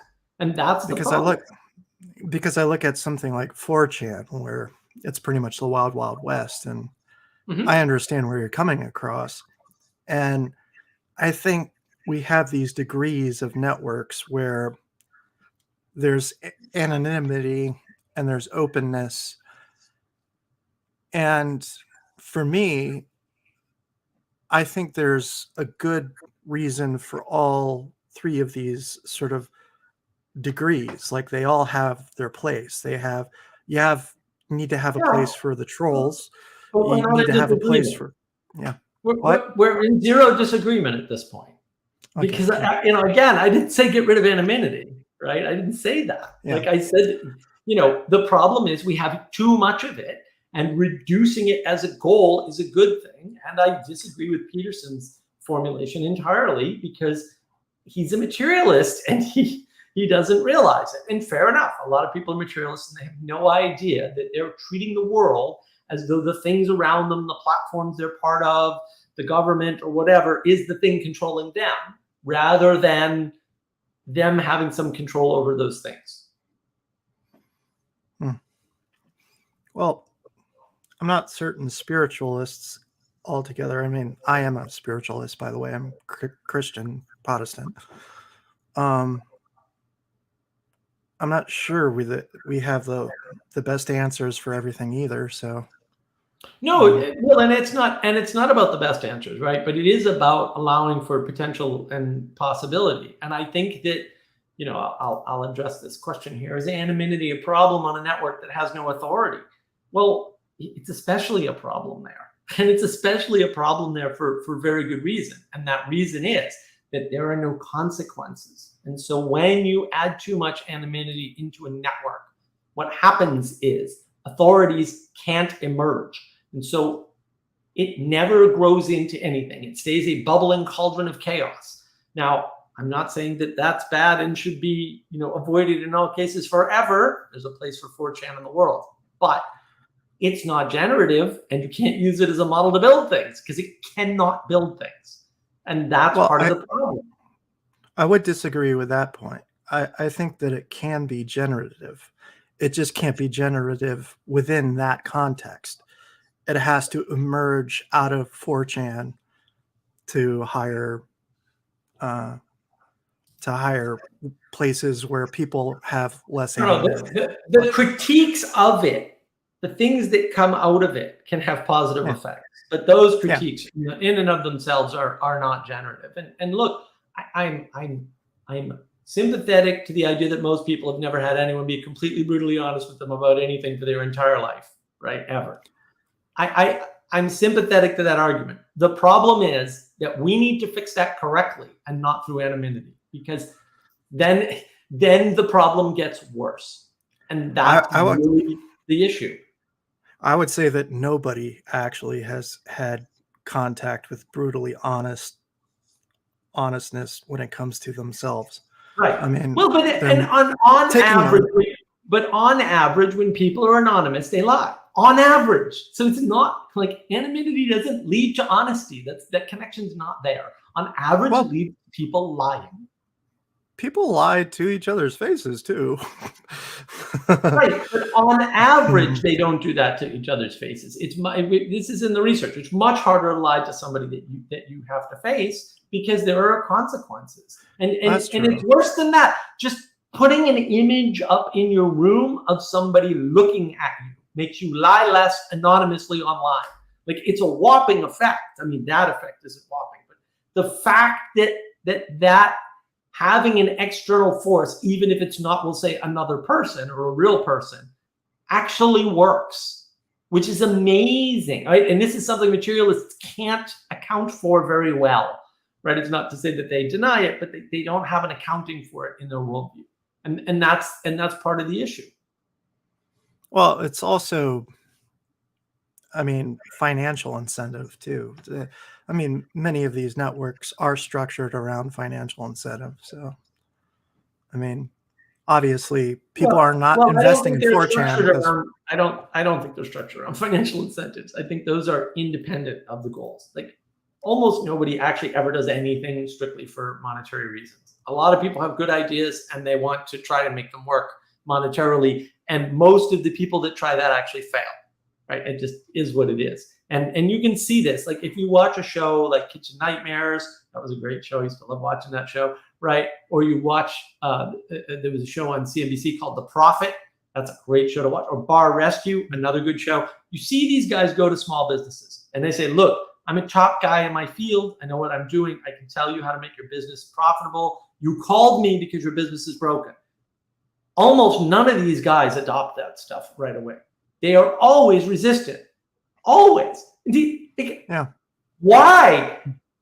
You're in trouble. You've called somebody because you're in financial trouble, and they're telling you, I can make you money and make this business profitable, and you're resisting. Why? Because people aren't motivated by money on average. It's just not true. Well, it's like the guy's taking a mirror to the person's face and showing them the problems. And usually that's the very first thing that happens when someone puts a mirror in your face and shows you all your flaws. As you start denials, like the first realm of it. I don't think that's what's really going on, though. I think that when you start a bar or you get into the restaurant business or you try to start a small business, you have an idea in your head about how you want to do that and how you want it to work. And the fact that you can't make money doing that, but the fact that you can't make money doing that is hard on you because you thought you understood the world. And they're saying you don't understand the world. And here's what you have to change. And that's very hard on people, but it also is the example that says they weren't motivated by money first, or they wouldn't have gotten into that situation. Yeah. But it's a mirror showing them their own flawed thinking. That's what I'm saying. Look, again, I don't think it's showing them their flawed thinking. I think it's just, in all these shows, they're just showing you alternatives. So it's not like they're saying you're a bad person, or right? But those people want things to work the way they want them to work, like we all do. And that's not a matter of incentive. That's a matter of being ideologically possessed by our own fantastical ideas in our head, instead of looking out at the world and saying, what objects to me? What are the things that are giving me signals that maybe I'm going in the wrong direction? And that's the solipsism, right, that is causing this problem. We're just ignoring all of these signals that we really need to pay attention to. And it's nice to have somebody out there if that's what you want, but most people don't want that. Do you ever think you can pay too much attention to? Yeah, it happens all the time. People get focused in on the wrong thing. People focus too much on their flaws, kind of like analysis paralysis. And then they're paralyzed into inaction. They say, oh, I can't do that because I haven't learned this, or I can't do that because the last time I did it, I failed, or I can't do that because when I started to learn it, I made a lot of mistakes. You're supposed to make a lot of mistakes when you're learning. Like, that's a dumb excuse, right? And that's the problem. People get paralyzed in focusing on the negative. And this is what I was talking about earlier. Focusing on the negative is dangerous. And there's no reason to focus on the negative. You can focus on the positive, and that actually helps. It doesn't solve the problem necessarily, but it makes everything better anyway. And yeah, I'm in no disagreement there. I find that there was something you were mentioning earlier about sort of talking to other people and sort of picking up on clues on as to whether people actually mean things when they Mhm. say them. Body And language, I right? I just tone, find that right. I think that we can be over analytical of others and we could be over analytical of ourselves trying to play Mhm. detective sometimes. And I've Sure. been victim of this. I've been huge victim of this because I was trying to pick up on social cues, and you can be like Kanye West, who sort of loses touch. He doesn't understand the social cues anymore because he's reading too much into them. They're out of Well, context. I don't think so. I mean, I think Kanye is not able to pay attention to the person in front of him, right? Because he's not able to pay attention to social cues. He's paying attention to You're cultural breaking cues. up. Um, Oh, sorry. I think Kanye is paying Yeah. attention to cultural Well, cues in the world, it- not social cues, and those are different. Well, I mean, his world is cultural cues because I mean he's surrounded by everybody. I mean, he's kind of in his own hierarchy bubble. So Right. Well, and we all are. And yeah, look, I mean, you can overfocus on anything. Like there's no like, Mm. ooh, you can overfocus on the good, and then you're too tolerant, and then you let corruption happen around you, and you do nothing about it. Like that's part of the problem that we have now. I mean, my vision, at least my theory of thinking things, is like we need to sort of understand harmony, kind of like the way music is played, kind of like having Yeah. But what is harmony? Harmony is a pattern where things are intelligible, and there's not one harmony. That's the real problem is that there isn't one. And this is where people get wrapped up. They want one answer that solves a bunch of different problems, and that isn't going to happen, right? That's why it's navigation and not direction. If it were direction, Sam Harris would be right, but Sam Harris isn't right, and so it doesn't work. You need to be able to navigate. And when you're navigating, let's suppose you're sailing a sailboat, which is something I used to do quite a bit. You have to understand the change in the wind, the effect of the waves, the effect of the current, where you are in the boat based on where the sails are, right? There's a bunch of things you have to track. And you can't give somebody a procedure or a set of propositions to sail a sailboat. You can give them that to start them off learning how to sail, but they cannot learn how to sail using mere propositions and procedures. That isn't going to work. It's not going to happen, right? And you can see that. That's why people who are autistic have a problem navigating the world, because you cannot give people just propositions and procedures and expect them to be able to navigate the world, because the world needs poetic navigation in order to be participated in well.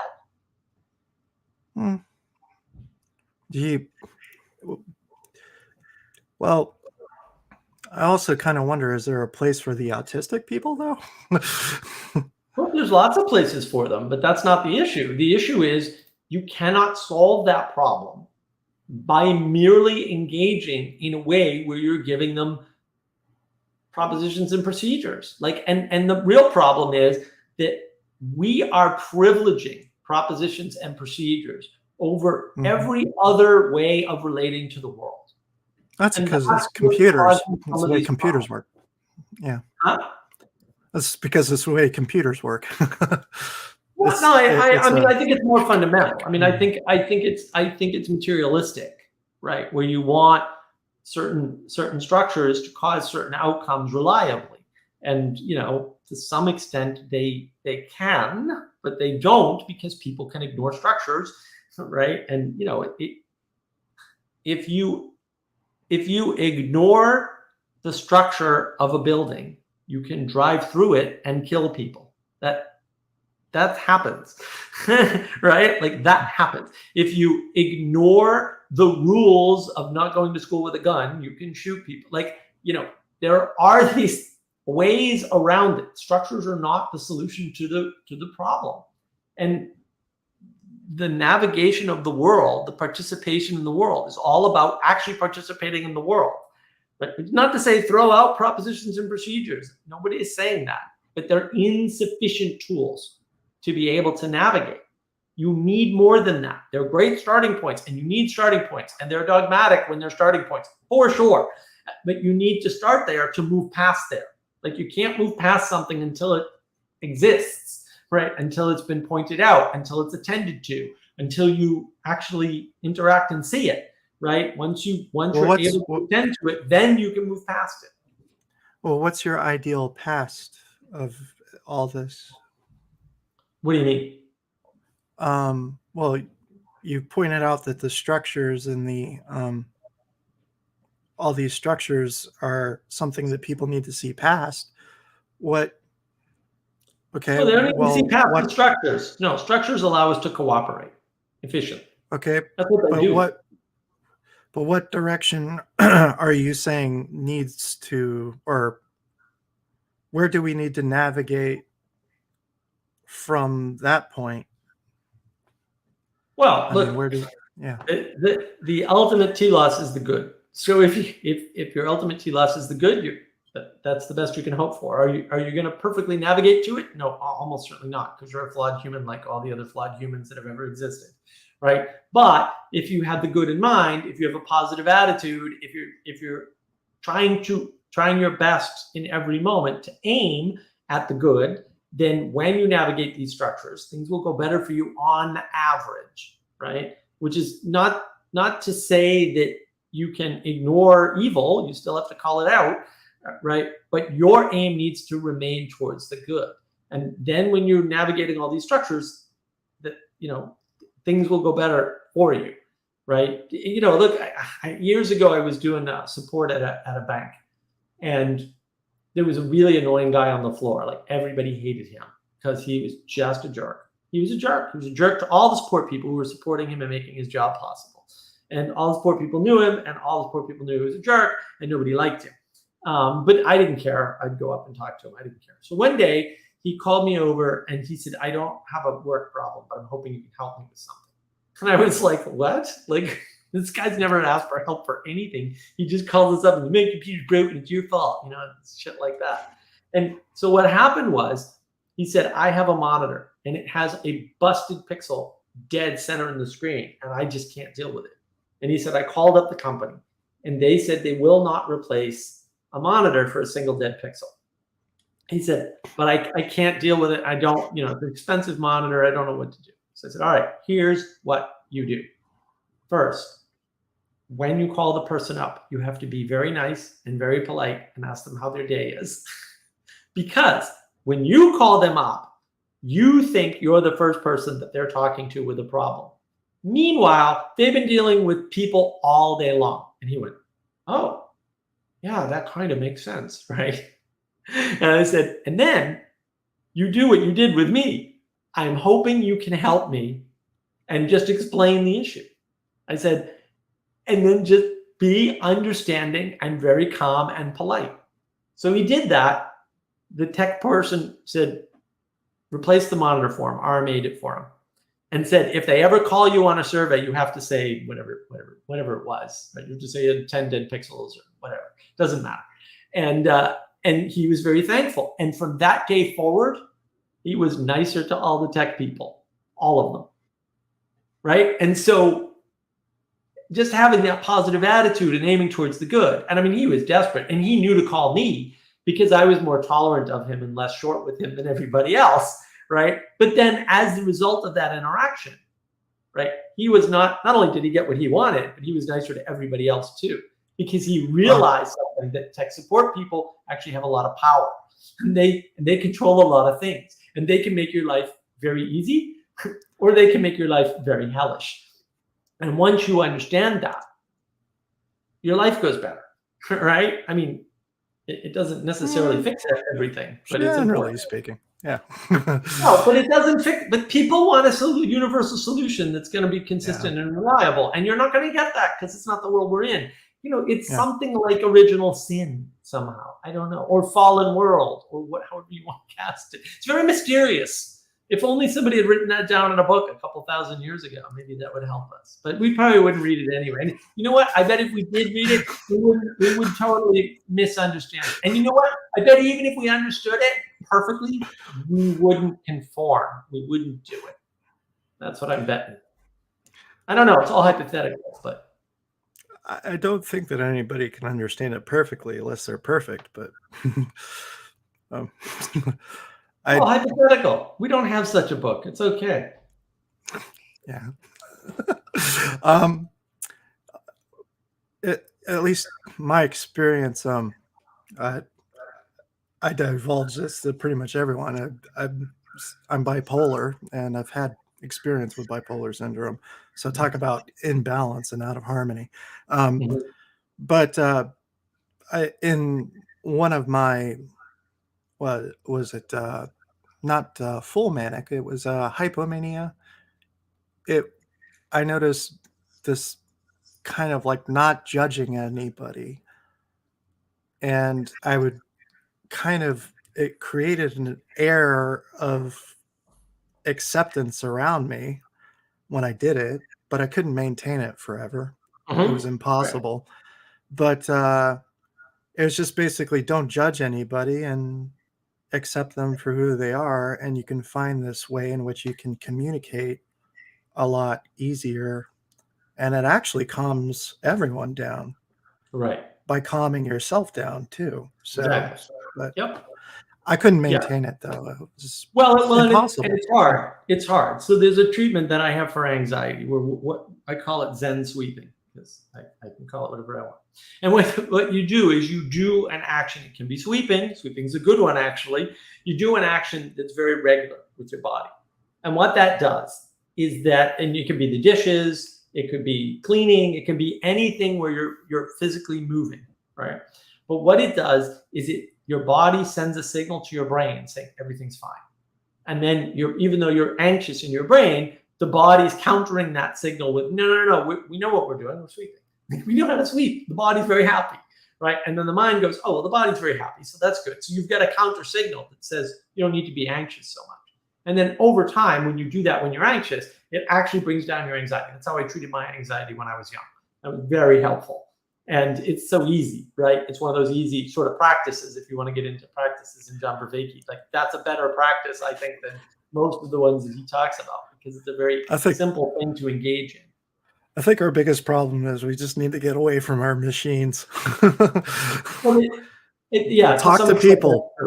Yeah. Interact in the real world, not just people, nature, like just savoring nature, like appreciating nature. I mean, where I'm sitting right now, if I look up here, if it weren't dark out, I could see my garden, because there's a window right in.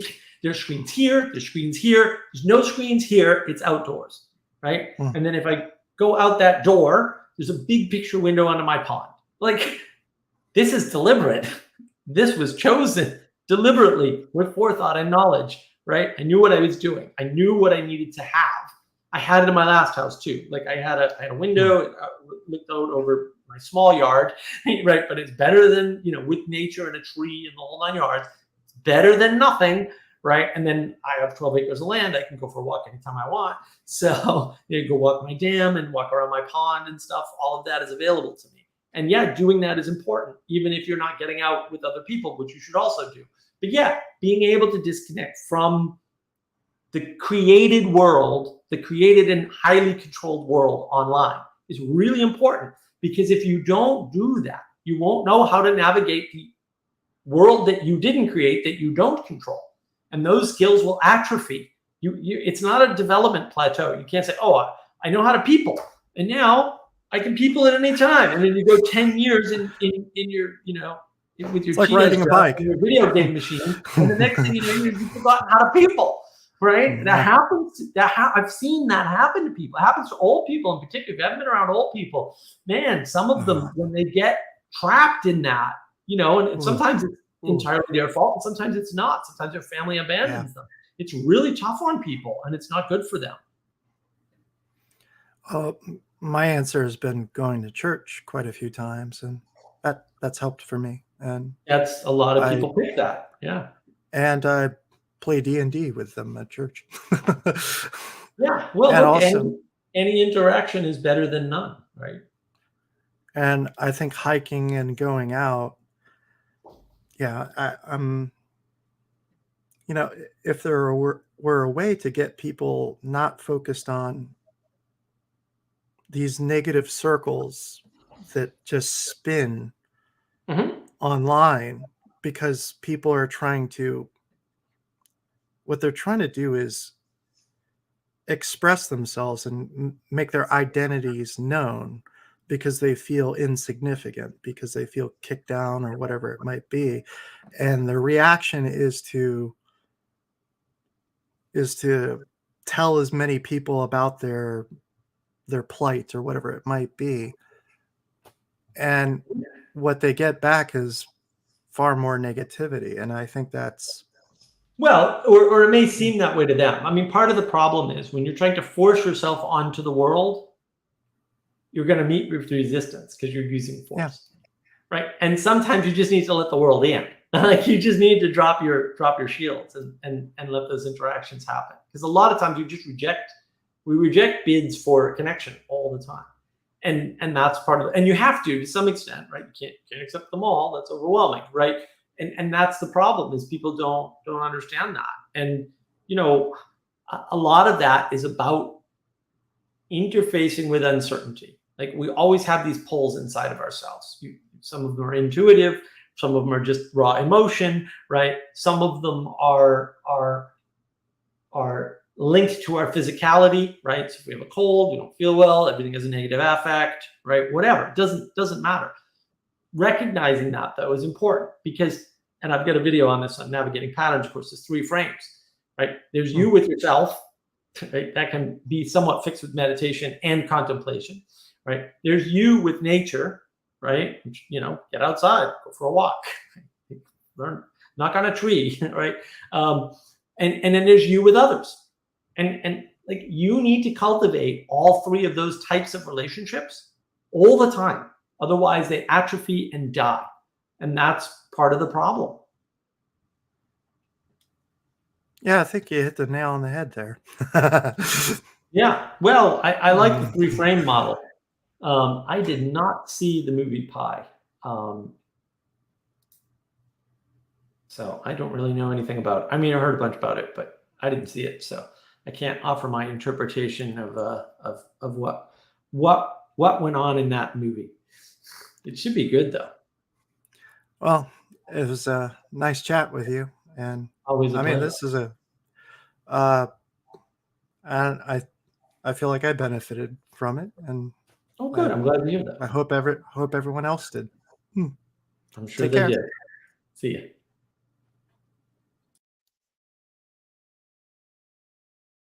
Yeah, good times indeed. It's interesting what people find sort of seminal to them, right? Music, different bands, different movies, you know, and what influence does that have on you? Because sometimes you don't know. A lot of people like The Matrix. I love The Matrix. The Matrix is a great movie. But there's a lot of really, really bad signals in The Matrix, really bad impressions, really negative sorts of ways of relating to the world, right? One of the deep signals in The Matrix is that I'd rather live in squalor in the sewers of a dead city, running away constantly from the oppression of the system, than cooperate with the system and live inside it in relative comfort and safety. This is worth thinking about, because maybe people do, and maybe that's why they're tearing down the world, right? Because secretly they'd rather be alone as an individual, living in squalor, than they would having a generative experience. And that's part of the problem.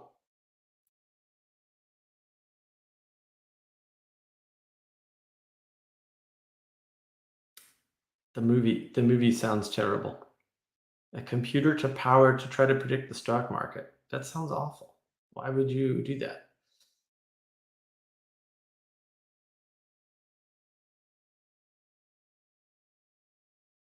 It's this obsession with monetary reality. And that's the materialism sneaking in there. Whenever anybody puts anything in an economic frame, you can be pretty sure that they're a materialist. And I think a lot of what we're seeing when people go insane, their worldviews are no longer working for them. They're no longer providing them safe predictions of the world. And when your worldview is no longer providing you safe predictions of the world, you tend to go literally insane. Like that causes a degree of insanity. And it's pernicious because we don't necessarily realize at the top that that's what's happening, right? We think the world has gone nuts, not us, because our system was predicting things quite nicely until it wasn't. And then nothing, like all the predictions fail. And so I think that plays into this question of identity that Sally's sort of bringing up here, right? That people try to assert their identity, right? You kind of can assert your identity, and I think that's what the anonymity is about, right?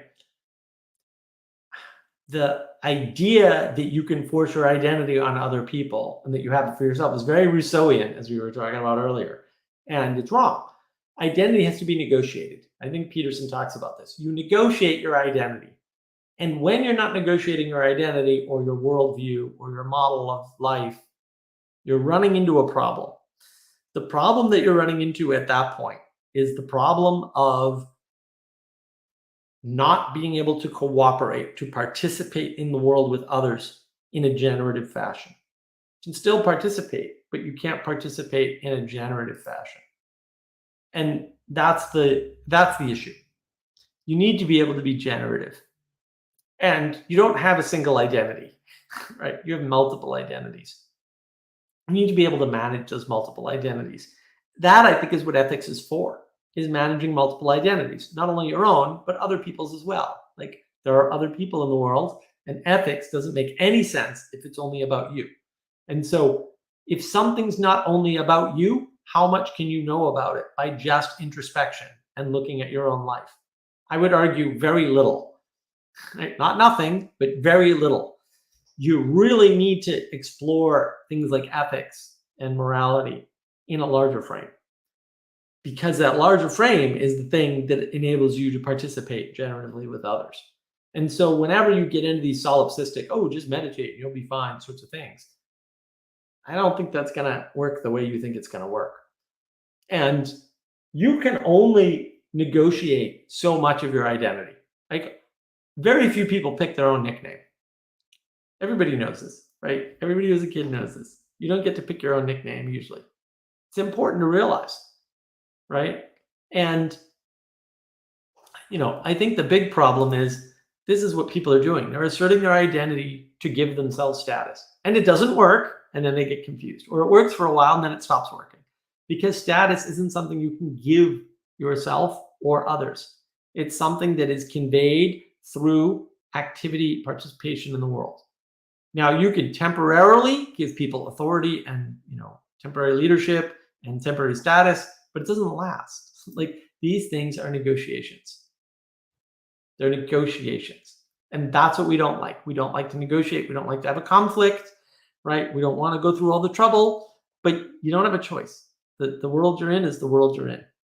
And, identity establishes your status within a frame, right? Like, if you're the father is your identity when you're in the family. What does that mean? Well, that's different. But your status is conveyed not just by your identity, but also by your interaction.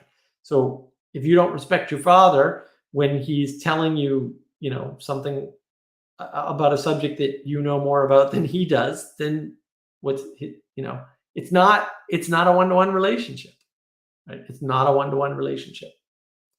And that's the problem. And I think we all need status. We all need to know where we are, because status is a measure of where you are in a hierarchy. Status is a measure of what your influence is on the people and the things around you. It's inevitable in some sense, and it's fine. I think that I think that my problem with pro-conflict resolution is not all conflicts are resolvable. And this is where I'd be confused. I talked about this with Catherine on the intimacy crisis talk I did on navigating patterns. And part of intimacy is accepting conflict that cannot be resolved. Like, at the end of the day, I love everybody watching. However, I'm disagreeable and I wish you'd all go away because you all conflict with me. Right. But in order to get the advantage of being able to interact with you all, I have to accept that we're going to have disagreements, that people are going to say things that I disagree with, that I have a big problem with, right? That I have to address, right? I'm going to have to accept that not everybody knows what I know, right? Or sees things the way I see them, right? And in order for me to do this, and interact with you, I could shut comments off and all that stuff. But in order for me to do this the way I'm doing it, with comments on, letting people into the stream, et cetera, I have to accept that there's going to be a level of conflict that's unresolvable. Like, I'm not going to change hearts and minds necessarily. Hopefully some I will, right? That would be lovely. But it's not going to be reliable. I had a conversation earlier today, did not change hearts and minds. The person I was talking to did not understand the concept at all.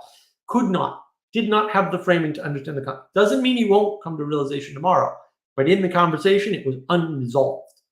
And I had to find a way to resolve that conversation so that he could save face, because he was just totally off base. And there was no way for me to get him to acknowledge, nope, you're missing something important, right? And so I did. I found a way to get it resolved in a way that allowed him to save face. And then we parted on good terms. And that was painful, and I'm still sore about it, and I'm upset. I didn't like it, and I still don't like it. But conflict resolution? No. Conflict acceptance. See you, Garth. It's good to have you here. I'm glad you found value in the chat.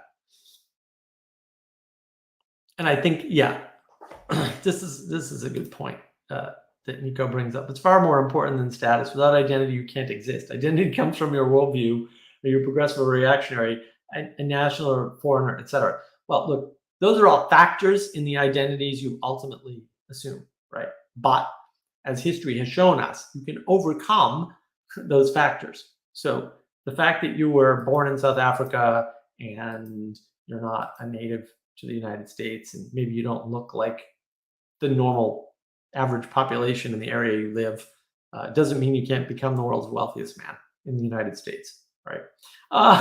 So the physicality of what you are is not something that determines everything about you, and it is not something that can't be overcome in some cases, because we're a myriad of things affect our identity. So if you're competent, right, or to Peterson's point, if you're articulate, you're deadly. Yeah. An articulate person who's poor has a really good chance of not staying poor. And an inarticulate person who's poor has a really poor chance of getting out of the poverty. There are lots of other factors. Like, I'm just picking one because I can't go through them all. There are a ton of them. Hard workers, tend to do better. Hard workers who are inarticulate tend to get stuck in dead-end jobs.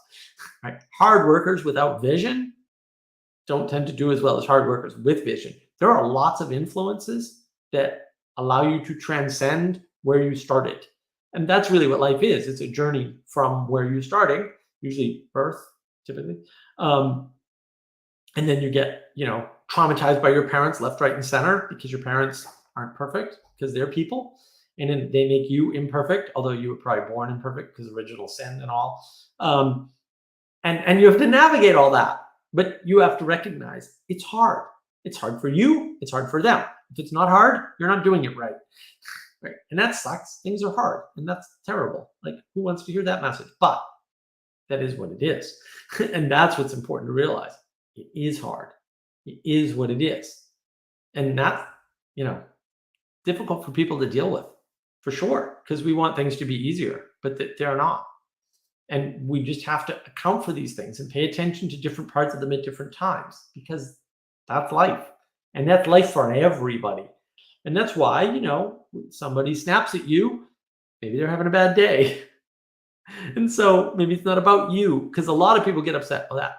that cashier doesn't like me because she was snippy. Cashier probably doesn't know you or care about you, or you probably weren't even an object in her world. She was just snippy because she was snippy at everybody. Had nothing to do with you whatsoever. And we get wrapped up because we have personal experience. We think all personal experience is about us. All your personal experience is not about you. A lot of your personal experience, you're along for the ride. And it was going to happen whether it was you or somebody else, right? And that's, you can't take things so personally, right? And you also, right, you got to be tolerant, but not too tolerant, which is a real problem. Now we're into a real problem. How tolerant should you be? When should you speak out against evil, right? When should you raise a fuss? When should you say, no, the courts are corrupt, right? I don't know. I don't have answers to that. But I know it's not never. I know that. Right? And when things are continually getting worse, maybe it's time to start speaking up, right? And not about institutions necessarily. Like, it's fine to say, look, the academic institutions have become corrupted. Absolutely true. But if you're not going to follow that up with, here's who's corrupting them and how, or here's what's corrupting them and how, then your solution's probably not going to be generative. And that's a big problem. And the correct Ethan, damn it, Ethan. The correct amount of tolerance is not 0. That's only for disagreeable people. Yeah, you have to know what you're tolerating, because tolerance is also acceptance of conflict. And it's okay to, let's say it's okay to allow people with a different sexual orientation to cohabitate. That's something we can tolerate. But maybe it's not okay to allow those people to also do children's story hour at the local library dressed in an inappropriate way, right? So some tolerance, right, for sure. How much? Well, that's a negotiation. And we don't like negotiation because negotiation implies conflict is already there. And yeah, Ethan, I think we did identify, and we talked about this in the live stream with Manuel too. I thought we did a pretty good job, actually. It seemed to go pretty well.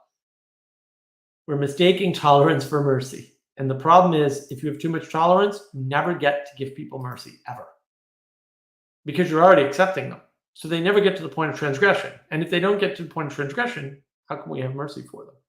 How can there be redemption? That's the other problem, right? So if you're just tolerating everything they do, eventually it's going to get worse and worse and worse, because on average, we tend towards evil. We don't tend towards the good. We tend towards evil over time. And so that interaction, right, where you're too tolerant, you're not drawing lines, you're letting people get worse and worse and worse, right, leads them into an area where they can't be redeemed at all. There's no redemption. There's no redemption because there's no transgression. So you can't be redeemed if you didn't transgress. And there's no transgression if there's too much tolerance. So it's not tolerance all the way down. It's a big problem.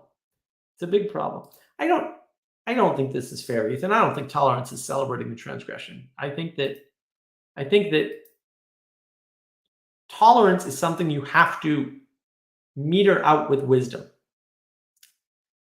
Tolerance is something that is required. It can't be 0, right? But it has to be understood and known. It doesn't have to be called out in propositions, but it has to be understood, right? And so for instance, one way that people indicate their tolerance for others is by joking with them. So they'll say things like, you're an arrogant son of a bitch. when they're not being an arrogant son of a bitch, right? Like they're deliberately metering out that decision in an inappropriate place to signal to the other person, sometimes you're arrogant and I know this, and I'm not going to call you out for it, but I want you to know that I know, right? Which is good, because now it allows it to save face. It's like, oh, okay, I can be arrogant sometimes, and that's okay. And that's really important. I think those signals are important. And I think good friends do that. Like good friends, fight and swear at each other occasionally and call each other names and go back and forth, right? And I think that's important. I think that's super important. I don't know if this is actually Ethan because he's not on the screen. I don't know if I can trust you, Ethan. Can I trust you? The camera's not working.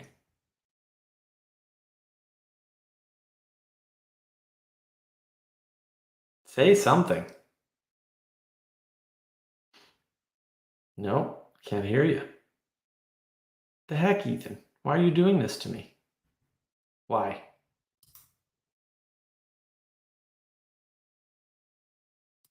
Oh, well, we're going to put Ethan back in the waiting room then. He thinks he wants to say something, but he often has the world's worst internet connection. I think he does that to me on purpose. In fact, I'm quite convinced of it. It's a hell of a lag if it's lag. Could be lag. Who knows? My setup's not perfect. We're still fiddling with the office restructure here because I'm a lot closer to the window. I have a standing desk. There's nothing in the damn room, which I've got to change that. I got to go in the back room and move all my stuff back in here. Yeah, I should put my bookcase in here instead of the living room. I got lots of work to do. And we need to be tolerant of my inability to motivate myself to finish cleaning the office. It's like I did half the work. I got everything out of it. The other half of the work is putting everything back in that should be here and removing the stuff that shouldn't.